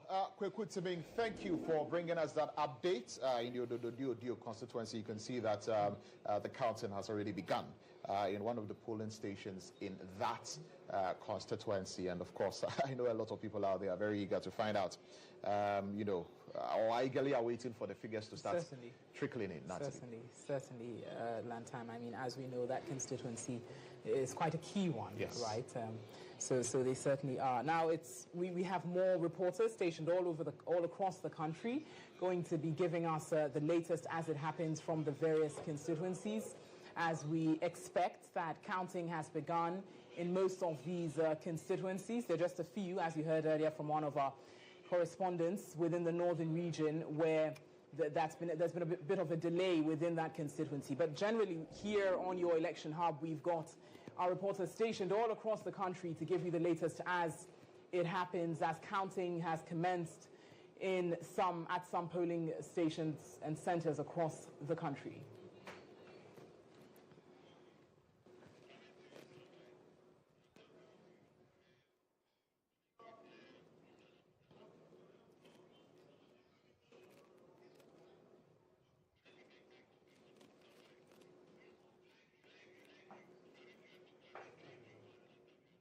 Right, let's now take you to my colleague, Eko Boache. Earlier, he was stationed at the West Wogon constituency. I don't know if he's still there, but he will be speaking to us with regard to the voting, which is expected to have ended, whether the ballot counting is underway. What are we looking at, especially with regard to voter turnout as well? Eko Boache, I can see you clearly. What can you report? Has voting ended? What's the voter turnout looking like? And, of course, all the details. Give it to us.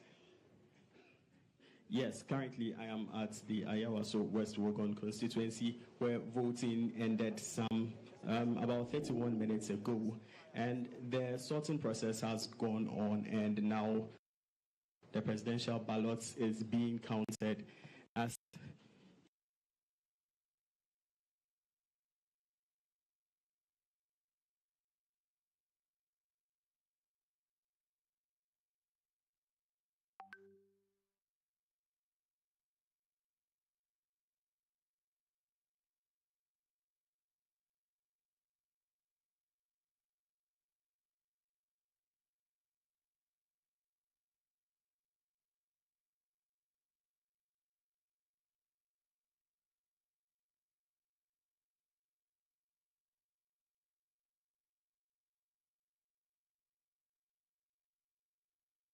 you can see in your screen. Right now, NPP's total ballots have been counted, and the next one being moved on to is the NDC ballot sheet for the presidential election.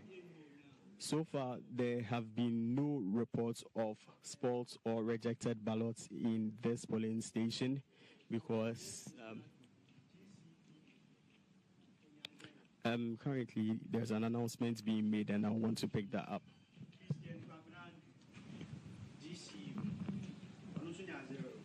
LPG, Sunya 0. Mohammed Frimpong, Independence. NDP, Onusunya 0. Nana Abusia Frimpong, CPP, Onusunya 0. Pacho Idru, John Dramani Mahama, NDC.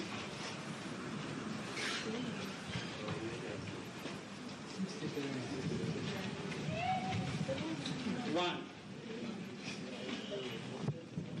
So currently the figures for John Dramani Mahama are being counted.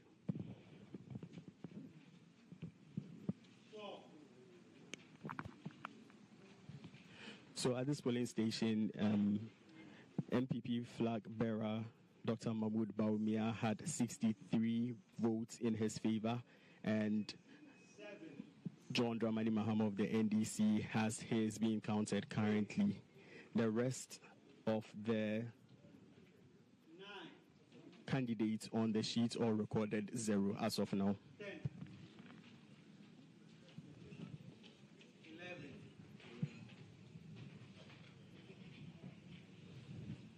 12, 13, 14, 16, 15, 16, 17, 18,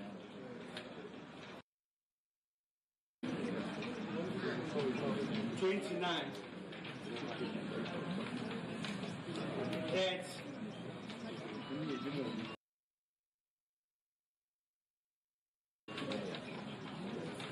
31, 32, 33,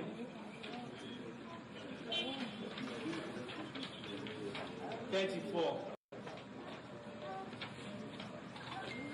35,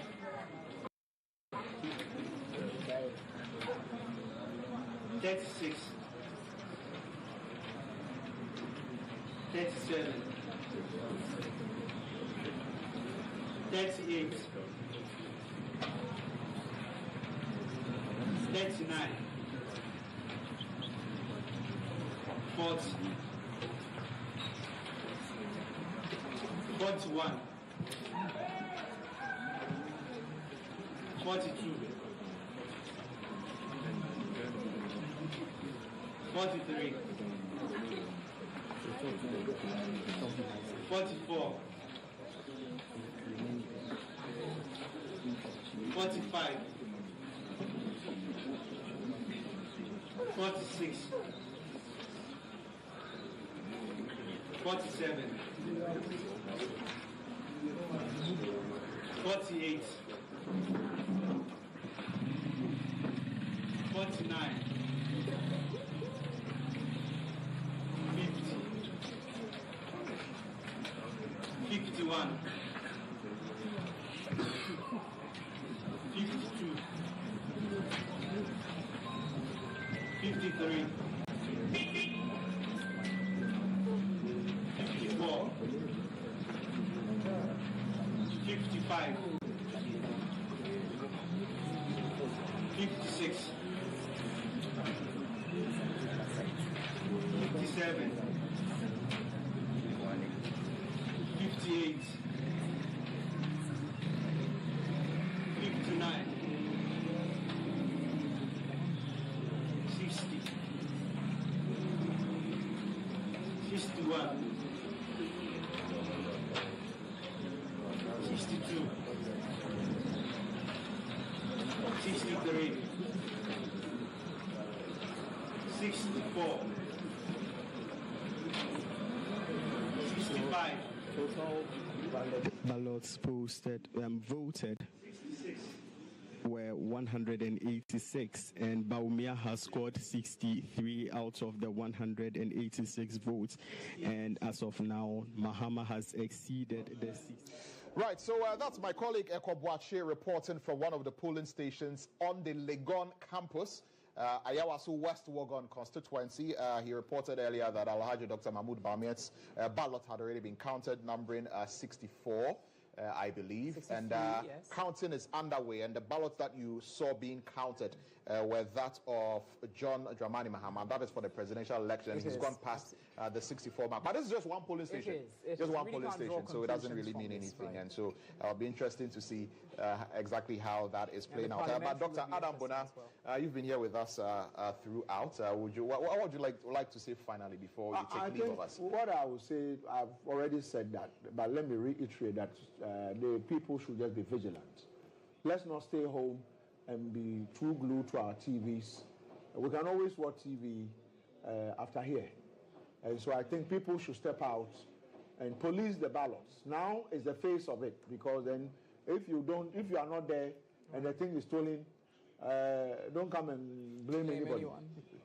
So for me, that's what I would say. And also, going back to the security officials, I think they should be, disciplined, transparent.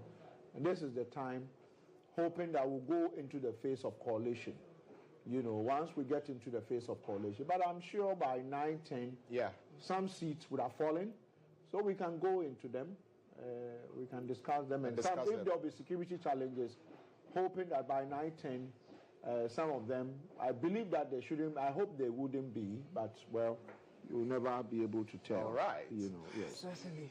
All right, so thank you very much, Dr. Adam Bona. It's been great having you join us to discuss all the security issues and the other issues as far as the elections are concerned.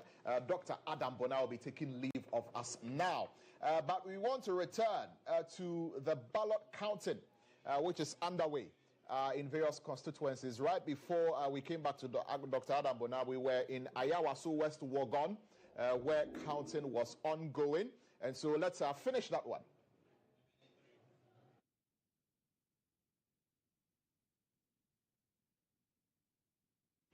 4, 5. We had 5 for rejected ballots.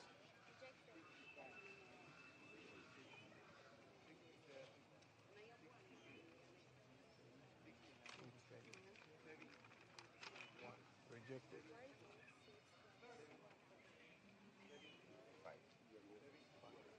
So, our presidential results for polling station Richard Akwe. Give me the polling station C140716B. NPP presidential results, we had 117. NDC presidential results, we had 169. And then Nana Kwame Bediako had single one. And then rejected ballots, 5. Let's pile them.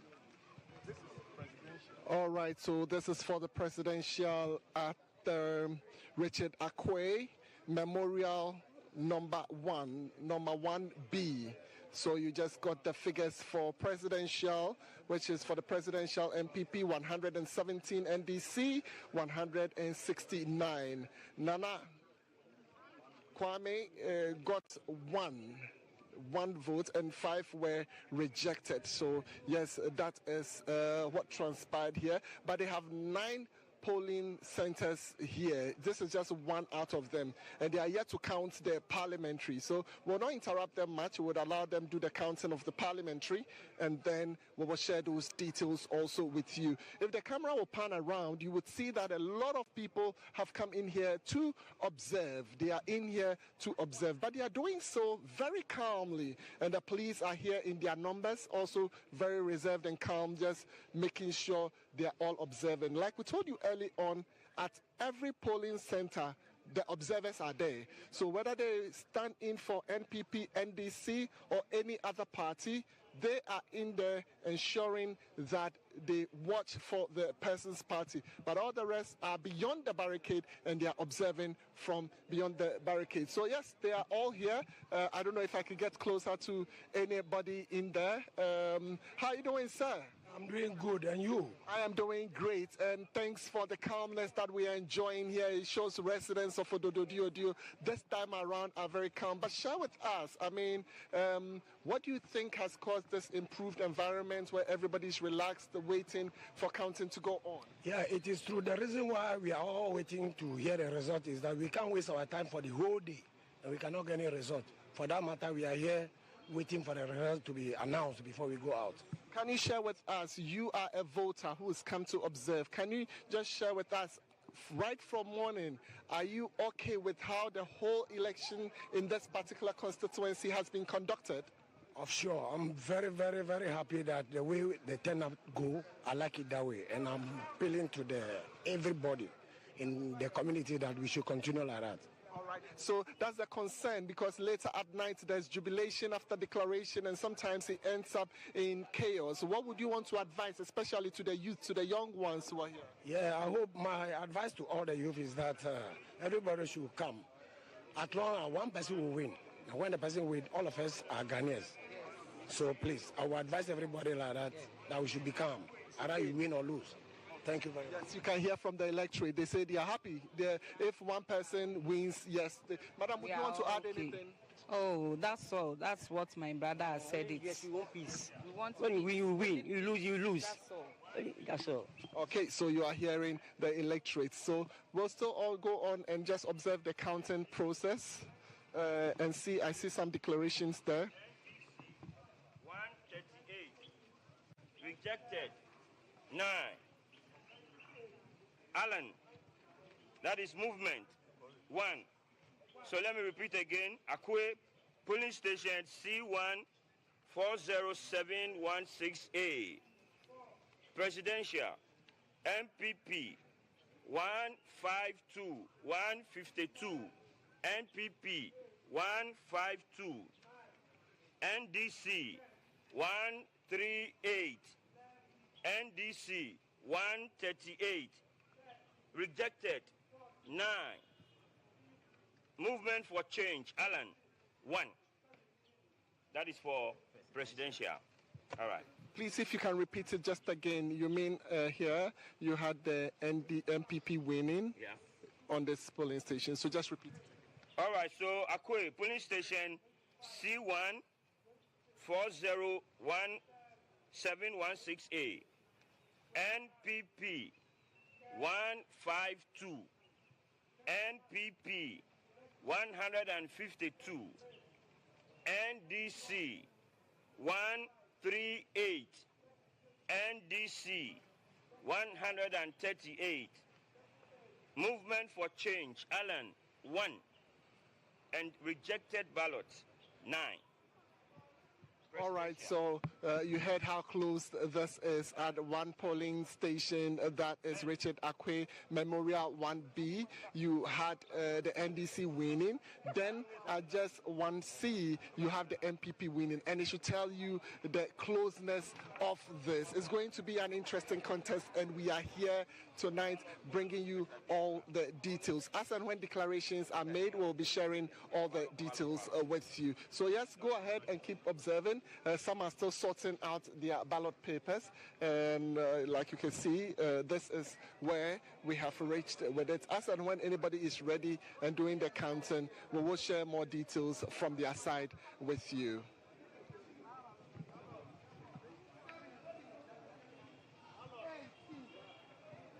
Mama Kata.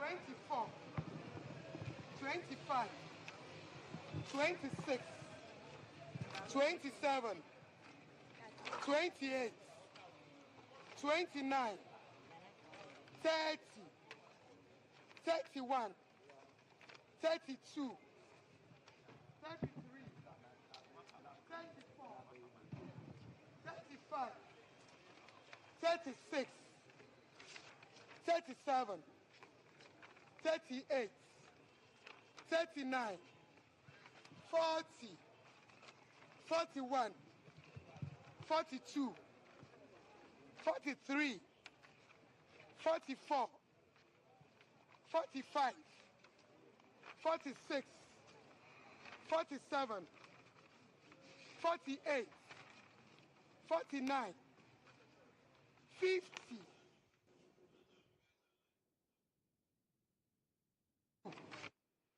53, 54.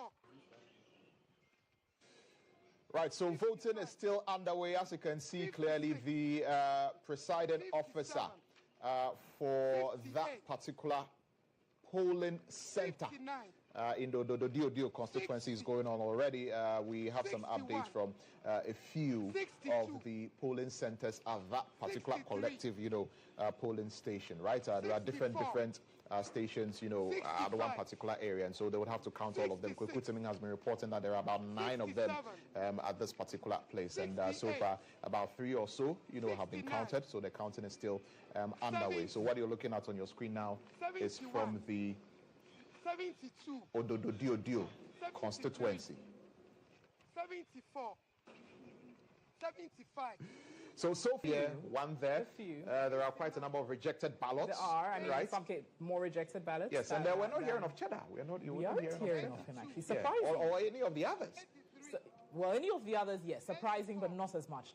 Cheddar and Akwambedi, I would have expected to be hearing a lot more of him by now. But we'll see what goes on in the other constituencies and the various polling centers that are still in the process of counting. Yes, as you said, a number of rejected ballots as well, 9 in this case, as was reported by Kwekutiming. So we have even more rejected ballots than at this particular polling center than votes counted, say, in favor of the Movement for Change's Alan Kojo Trementing. So rather concerning, this case of rejected ballots, spoiled ballots, we continue to find that as an issue. I mean, repetitively in various elections that we have held. But yes, Lantan, as you said, counting is still underway, as you see on your screens there. 107, Yes, and just to remind you, of course, you can see clearly that this is the presidential ballot papers that are being counted, the presidential ballot papers that are being counted. And when you picked up the ballots, of course, if you went to vote, you'd know that there are 13 candidates on the ballot paper, but there are 12 candidates that are contesting for the election, because unfortunately, Madam Ikuadonko passed on, and so even though her name was on the ballot, she is not part, you know, and so there are 12 candidates, and you can see on your screen right now voting underway in different constituencies, different polling stations, different areas. So we have the NPP with Alhaji Dr. Mahmoud Baumia. We have the NDC with, of course, John Dramani Mahama. We have Alan Chemanting with the Movement for Change. We have Reverend Christian Kwabna Andrews with the Ghana Union Movement. Yes. We also have Kofi Kranting, who is an independent candidate. We have Nana Kwame Bedia, who is also an independent candidate. We have Mr. Lati of the GCPP. We have Kofi Akpalu of the LPG. We have Nanaya Saponkuma Nkuma of the CPP as well in there. And we have Hassan Ayariga of the ACP in there as well. So all of these candidates found themselves on the presidential ballot. And you can see clearly on your screen that some of these ballots are being counted. And so it will be interesting to see how all of that plays out. Right, so, you know, this election coverage is brought to you by Verna Water, which is the official water brand for the 2024 general elections. And we at the EIB Network are proud to be associated with them. Verna Water wishes all Ghanaians a very peaceful election. You can see Natalie has got her Verna. Yes, Lantan, we have to stay hydrated. We have to stay hydrated. This is a long and engaging process. So we were grateful to Verna for supporting us. Now, I'm just going to highlight, as we were sharing on the screens earlier, bringing you pictures from the various polling centers as counting is underway.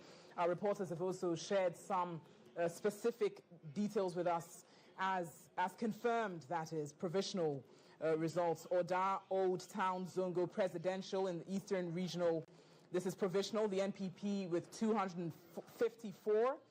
GCPP 0, GUM 0, LPG 0, NDP CPP 0, APC 1, and the NDC with 131, with Cheddar having 3 and rejected ballots 8, so it's a total of 398 votes counted there. Now, these are provisional results as they keep coming in. We're going to be sharing them as we receive it.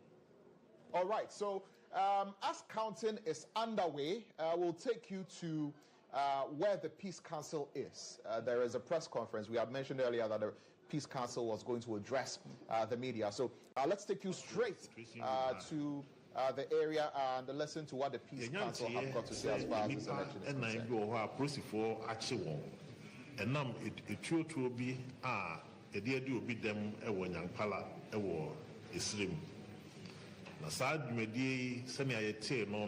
concerned. Nipa baako ato fam na ebi nso epra yenam akwanya nso eka che Ghanafoɔ nyinaa sɛ National Peace Council enye yede sɛ yebeto aba na abato nti obi bewu obi bedi dem anaso obi bepra edi kan ama abusua a ɔmo bi ato no nyinaa yakɔ afei de yakɔ nso ama Nyankpala asɛm no siiɛ no abusuafoɔ a ɛwɔ hɔ nyinara na mɔma te aseɛ sɛ saa asɛm yi a asie yi ɛnyɛ yɛdɛ ɔkwan biara so yɛsrɛ aka bio sɛ ɛnyɛ yɛpɛ sɛ National Peace Council sɛ obi bɛfa etuo de abɔ obi anaa abaa bɛbɔ obi ɛnam election nti yɛka partyfoɔ nyinaa sɛ ɛnkyɛ ɛna wɔn akandifoɔ presidential candidates no do almost a share krataa se sɛ ɔmo bɛhwɛ sɛ asomdwie bɛbɔ ɔman mu abra yɛsiesie ho ato aba yɛto aba ne abatoɔ no awieɛ yɛnam akwanya nso srɛ party ni biara sɛ saa bɔhyɛ yi a wɔn akandifoɔ no ediiɛ no wɔma yi nyinaa yi ni so sɛ na ɛbɛyɛ a ɔman no ɛbɛnya n'asomdwie ne nyinaa tena se asomdwie mu. Yɛsrɛ Ghana asogyafoɔ ɔmo hyɛ yɛbɔ sɛ election yi sogyani bi ɛnkɔ polling station. Security adwuma yɛ polisifoɔ adwuma. Yɛsrɛ sɛ saa bɔhyɛ yi a ɔmo hyɛ yɛn polisifoɔ ne sogyafoɔ hyɛ mo ma yɛnni so na basabasayɛ biara ɛnkɔ so ɛwɔ ɔman mu. Abra yɛato abɛyɛ wie na yɛkenkan yɛsrɛ electoral commission nkurɔfoɔ nyinaa sɛ yɛsrɛ mo momfa mo ne nto fam na monyɛ adwuma no pɛpɛɛpɛ sɛnea mmara no ahyɛ yɛn sɛ yɛnyɛ no. Saa nso ne yɛsrɛ Ghana ma biara nso sɛ moma yɛhwɛ ne akɔyɛ basabasayɛ biara wɔ abatoɔ nkenkaeɛ mu na wieɛ no ɔman no nya n'asomdwie ne nyinaa tena ase asomdwie mu. Yɛda mo ase sɛ moatie yɛn ɛna anwummere. Thank you very much, Reverend. We have no platform, the third, translate in Ghana. Thank you.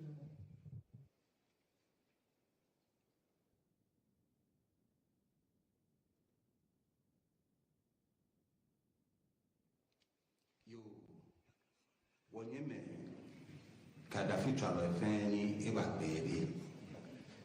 Be Sunday few no yeji.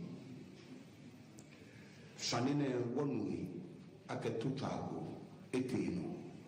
Ye womankono na choje nyambala. Anokwale kechon tutra ne no mogome echwense. Mogomu ebla. She will not only the police who are the Akashi. I'm a moment in the game, I'm a year, I'm a day. Now I'm in Wame, New Wakabana, Snake Sajinena. One two, Limoneno walk and how we go. Ni I'm a big one, Yakashi. I feel no go. Now when I want to move Limoneno, can come and be Akashi.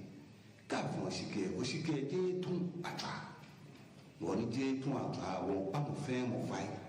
I can wash it, Nibia Nena Abua voting, low Afe coalition, Mofem Abomoding, Kone ye, no. I been a won't care, electoral commission, will not buy one cashi.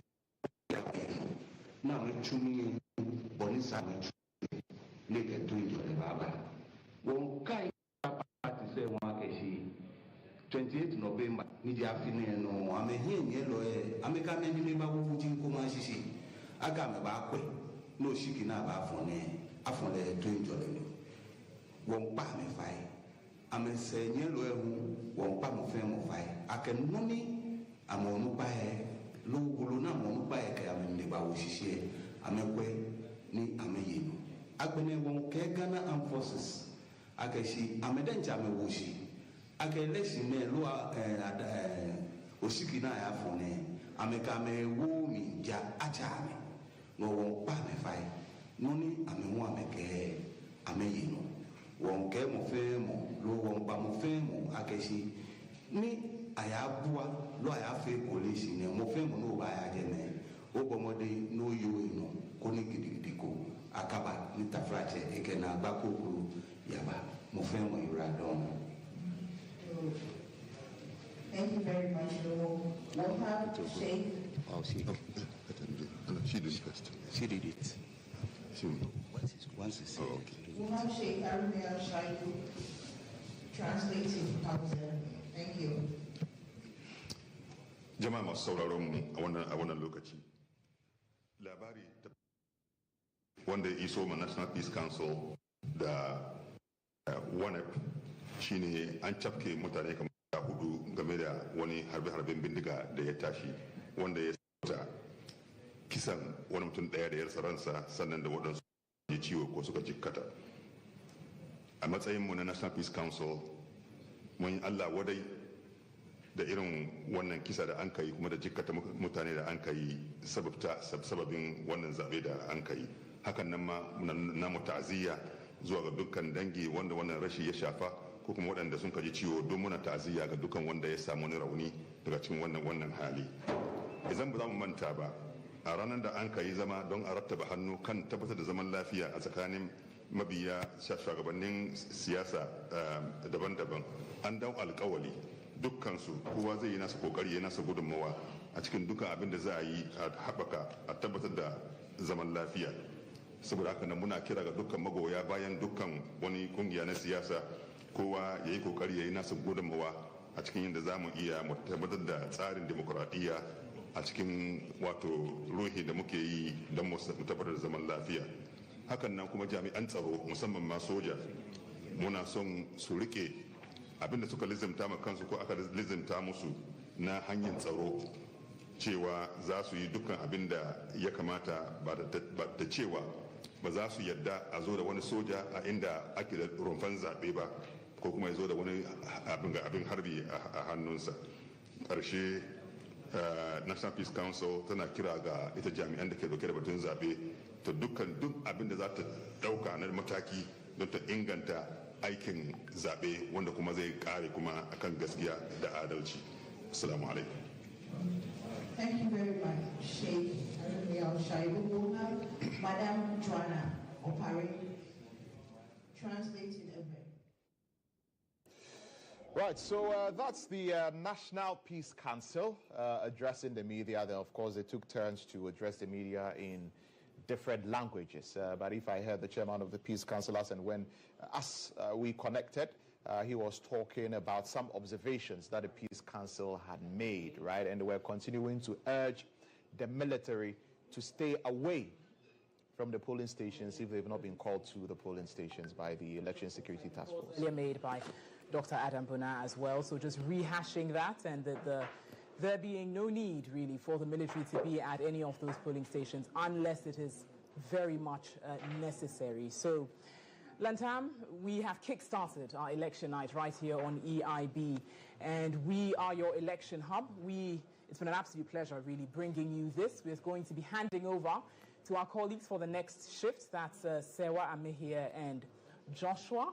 Yes, right? And Joshua Kojomensa. Joshua Kojomensa, yes, of course. They're going to be taking over, and we will return much later. Voting has concluded at most polling stations. Counting has begun, and we are right here as your election hub. Thank you. I'm Natalie Fort. Yes, and I am Lantam Papanko. Keep watching GH1 TV and listening to Star 103.5 FM. Of course, if you don't have access to a TV or a radio, you always have your smartphone. So just get onto any of our social media pages at Star 103.5 FM, at GH1 Television, Facebook, X, YouTube. Of course, we also live on Ago TV. So make sure that you join us.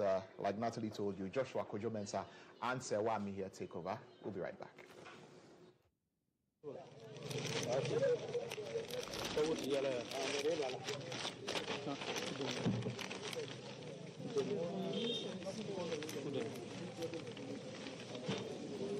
So someone should write the police station code and then the distance right there. So while we saw, there's no time. Write the police station name. Adabasi. Jesus.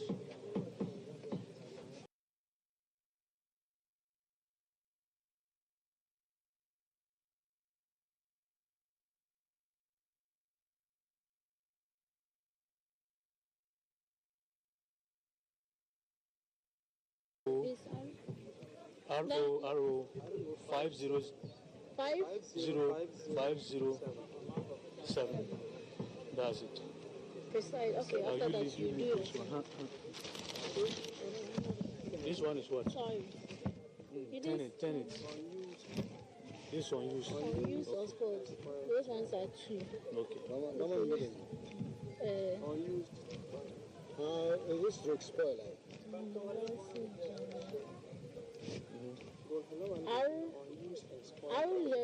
R0 50507. Yeah, I think that's it. Okay, so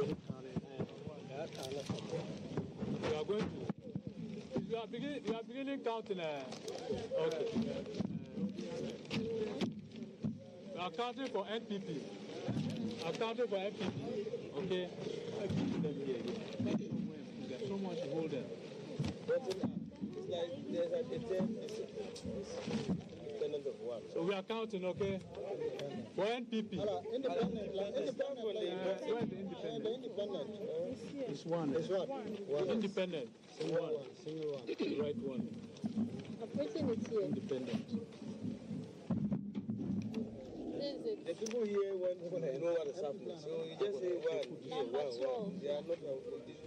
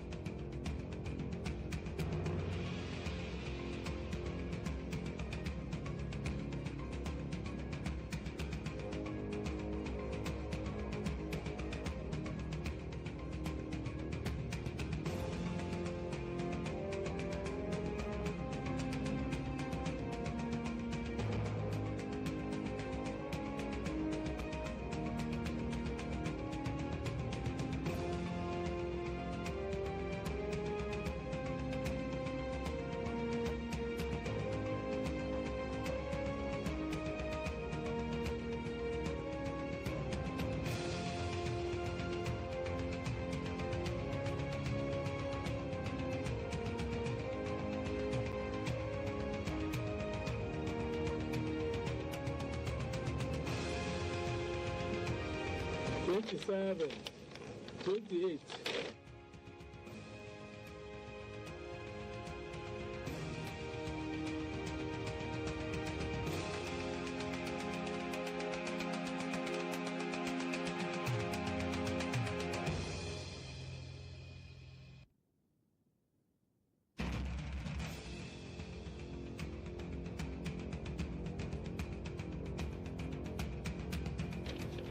$41, $42, $43,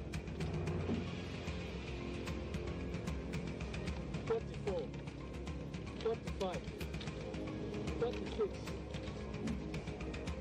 $47, $48, $49, $50, $51, $52, $53, 54, 55, 56, 57, 58, 59, 60, 61, 62, 63, 63, NPP, 63, presidential.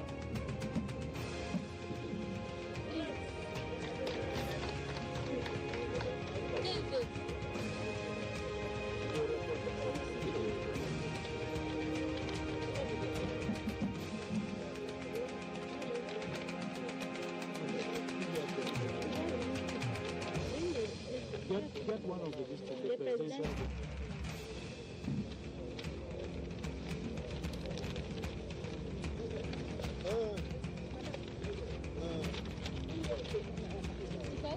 Are we celebrating this one? Yes. I think the independent, there are two. So which party is this one?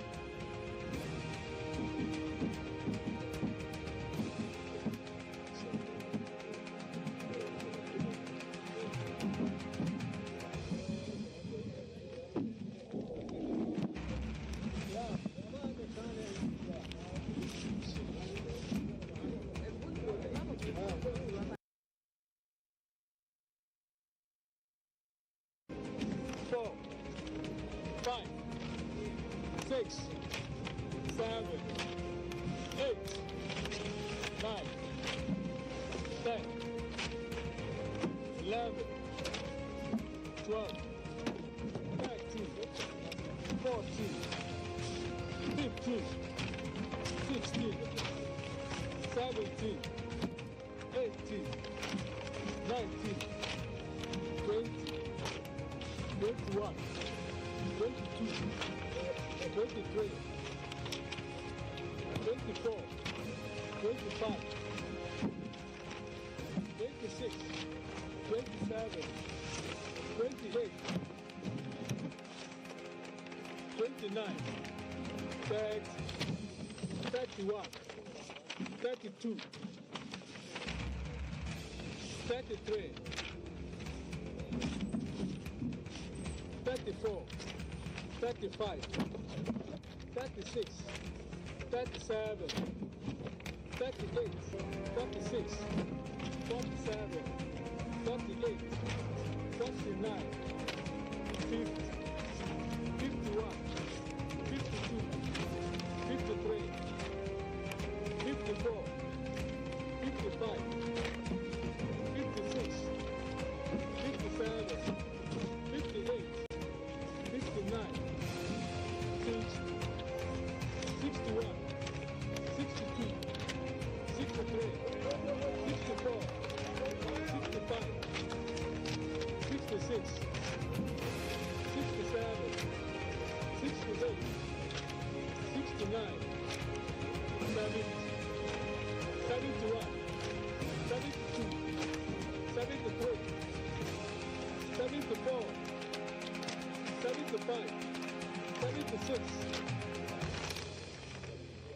77, 78, 79, 80, 81, 82, 83, 84, 85, 86,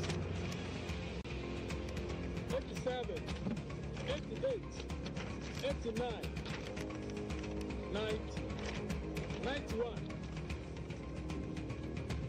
92, 93, 94, 95, 96, 97, 98, 99, 100. Get it, right? 100. Someone get it. That's right.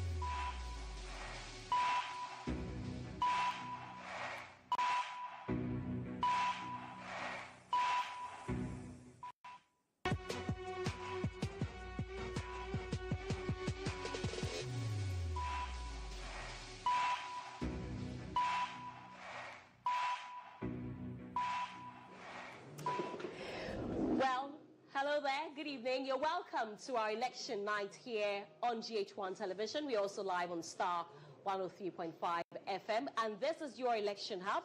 I am Sewami here. And I am Joshua Kujo Mensa.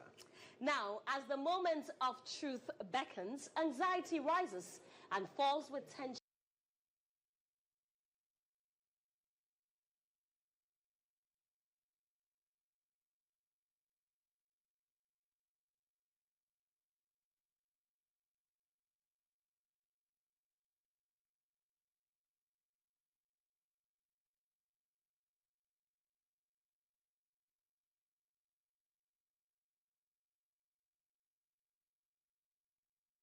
Have closed nationwide, and the all-important moment which will determine who wins what stares us right in the face.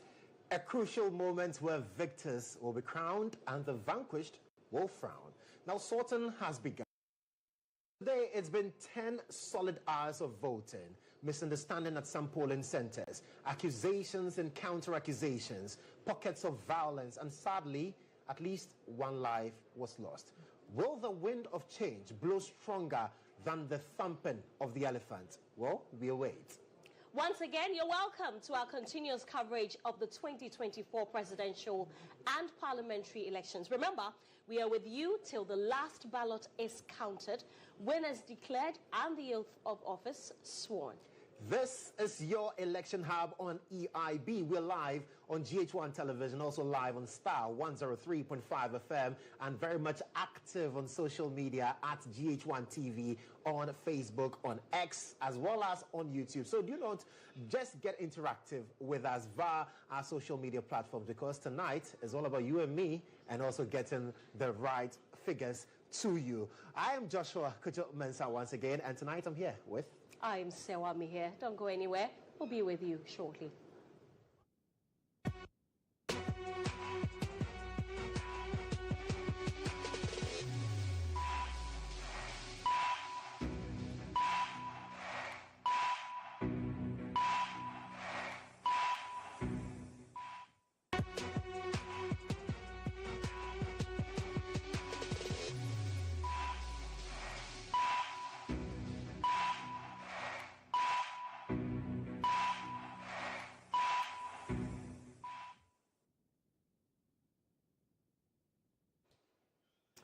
This is election night. We're starting off from the Tamale Central constituency. My colleague Abdul Hanan is live there. Hanan, thank you very much for joining us. Good evening.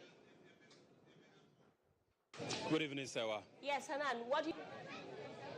Well, counting has ended at some polling stations here in the Tamale Central constituencies, but in other constituencies, some voters are still in queue to cast their ballot due to a number of factors that has hindered other constituencies in the Tamale metropolis.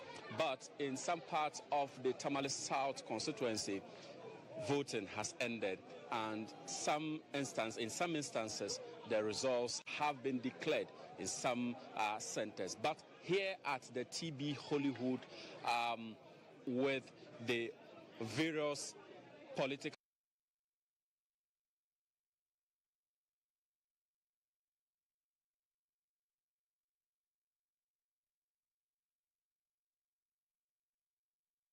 boxes are ticked before they've actually made preparations for that announcement, because a megaphone has been mounted here for that all-important announcement that will go on. I have not seen this in any other polling station that I have visited except for this particular area, and I've not seen any crowd as much as this at any polling station that I've visited as well. I was at the AME Zion Primary School in Sanargo, and I thought that the crowd there was massive. But unfortunately, or fortunately, when we got here, we realized that after the polls, there are a lot of people here very much interested in what the results will be between the incumbent member of parliament for this particular constituency, parliamentary candidate Hajia Fauzia, who is also on the ballot.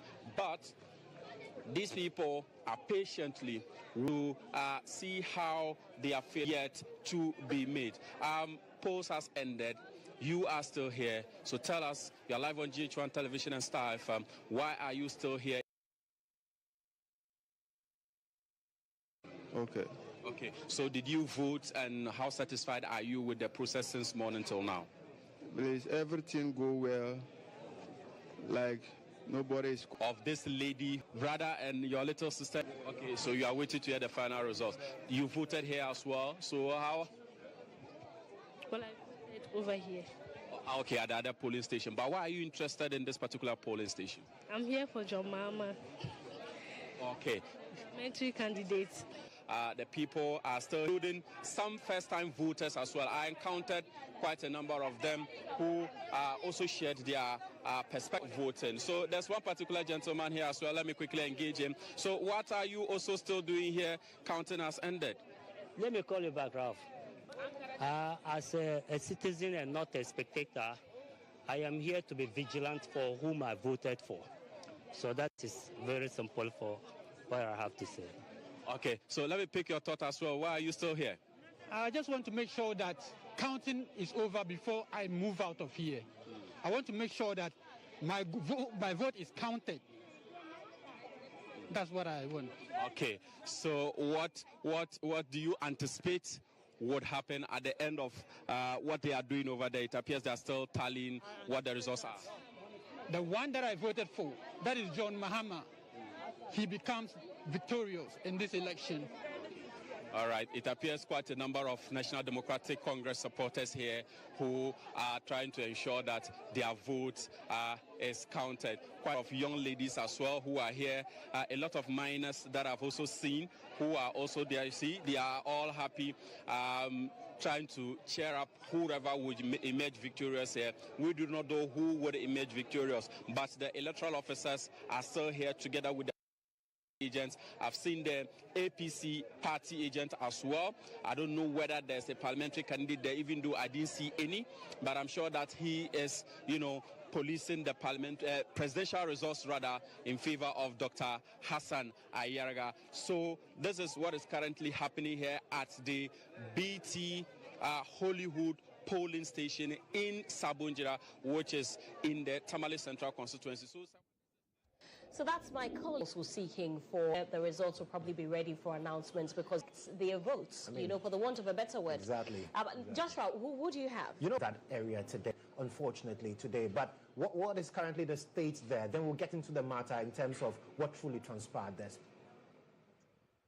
Apparently, the discussion that took place this afternoon, which is also to protect the citizenry who are actually trying to exercise their rights, has been enforced by the police and the military in Yankala.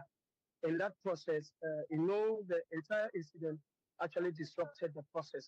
So as you can see behind me, you can see that people are still in queue. More than 100 of them are still in queue. And that is the reason why we're still here.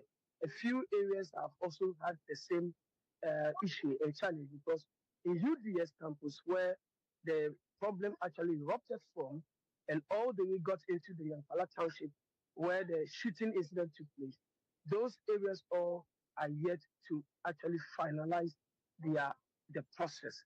And as we speak, there are few areas that yet because there has been warnings by some scrupulous young men who felt that we journalists actually caused the entire problem. So therefore, they've actually warned me myself that they do not want to see me around. So the intention now is that we'll move to the coalition at more people still in the queue just because of the disruption. Have been warned, among others. But really, what transpired and why is it that the blame is being laid at the doorstep of Rasheed's team? They allege that a young man of my size, in terms of height, he was with me a while before. We were doing report when we interviewed the PC of the 8th to town. So apparently he was in Yankala to witness the exercise whilst he takes his lunch. It was during that time that he actually witnessed the inflow of bad TV and actually in radio as well. Actually, they were listening, so they got infuriated by the rate at which buses were processed actually led to the confrontation that was actually met by the PC and his DCs and other interactors who actually were spotting a battery and led to the destruction, and then the gunshot also came out. And the various youth that were also bussed to, he was bussing some voters into the constituency, and they felt that where he was bussing them to was the stronghold of the MPP. And the police are still doing their investigation. We currently have a military standby and a police standby within the township itself. So there won't be any disruption. That is why and we know that the police is on top of the matter in Nyankpala, but have arrests been made so far? Officially, what the IGP office confirmed to the public was 4, arrested or not. I saw until they were taken away. Number 2, I heard that the PC of the area, who happens to be Habib, and the GC who were alleged to have involved in the entire process were apparently invited by the police to actually take their statement. And it was escorted.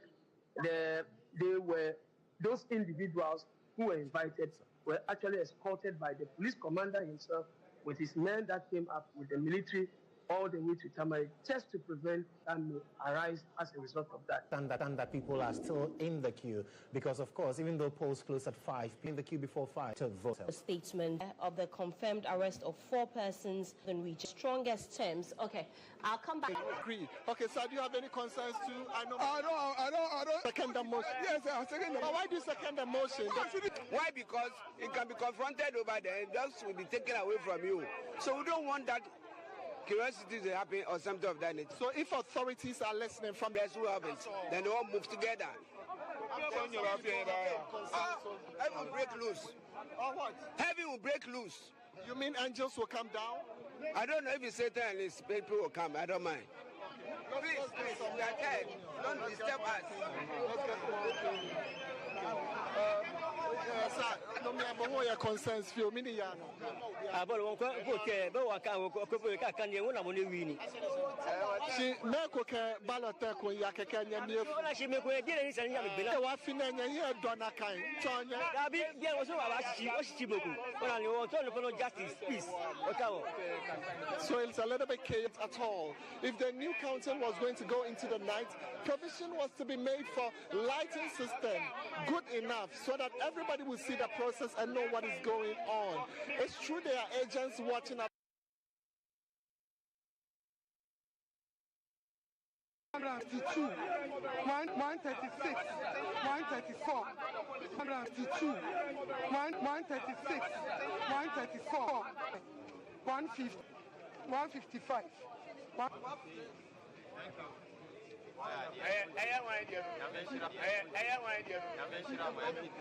MPP.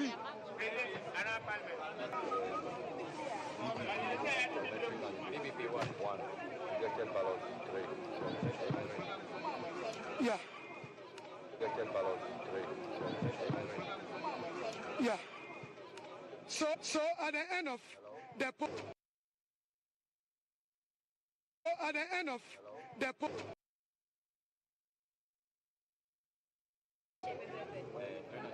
So at the end of the polls, for number 6, C140,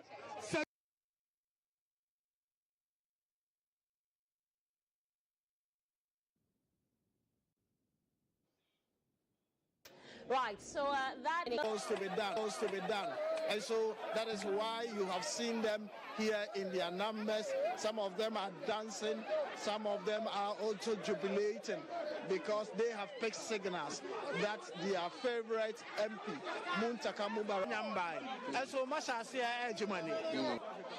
this year, boot to boot, come boot to claim. You're quite in, young quite. What I say, as our right, okay.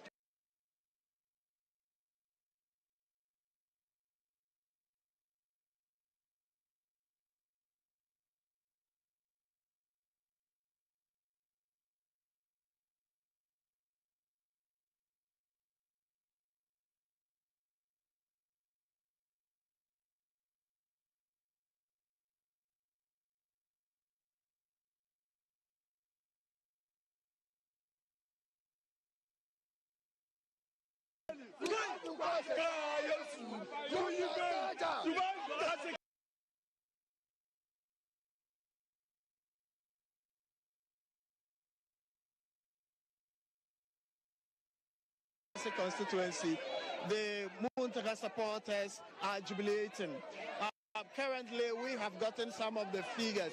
The Asawase Ame Primary School, total vote expected at this polling station is 500. Expected at this polling station is 567. The 67. The MPP had 107. NDC 2.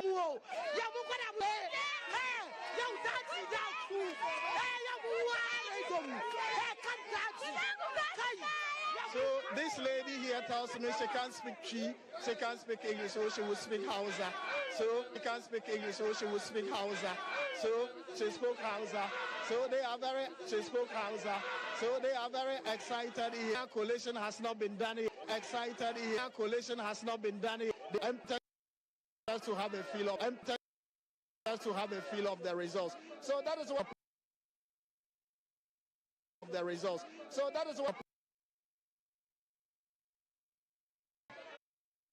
Back to you in the studios. Back to you in the studios.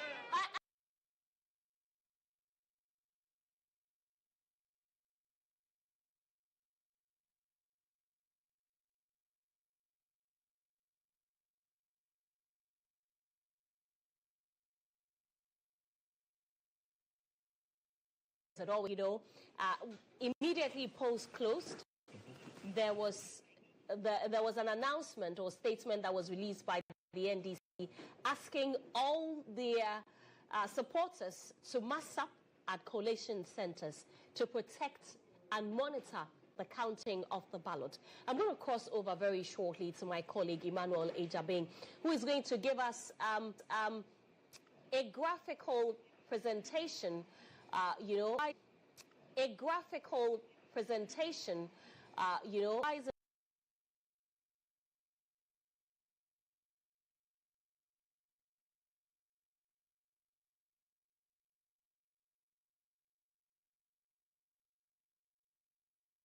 in. I know that some of you will look at the polling center results, the polling station results, and start making your conclusions that because there are lots of polling centers for a particular constituency, and here on your election hub we'll be bringing you all of the details. Stay with us, we'll be back with more right after this.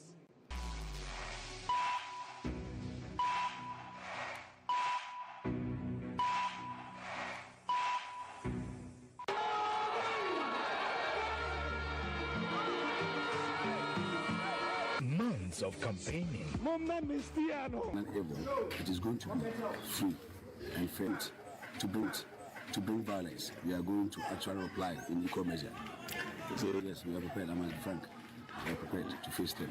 You have once have resort, and we are prepared to face them.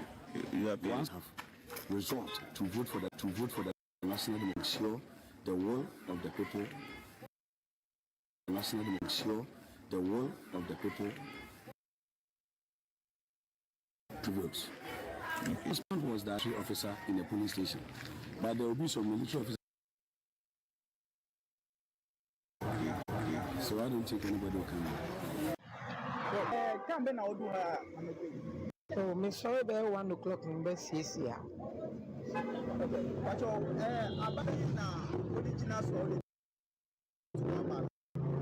Okay,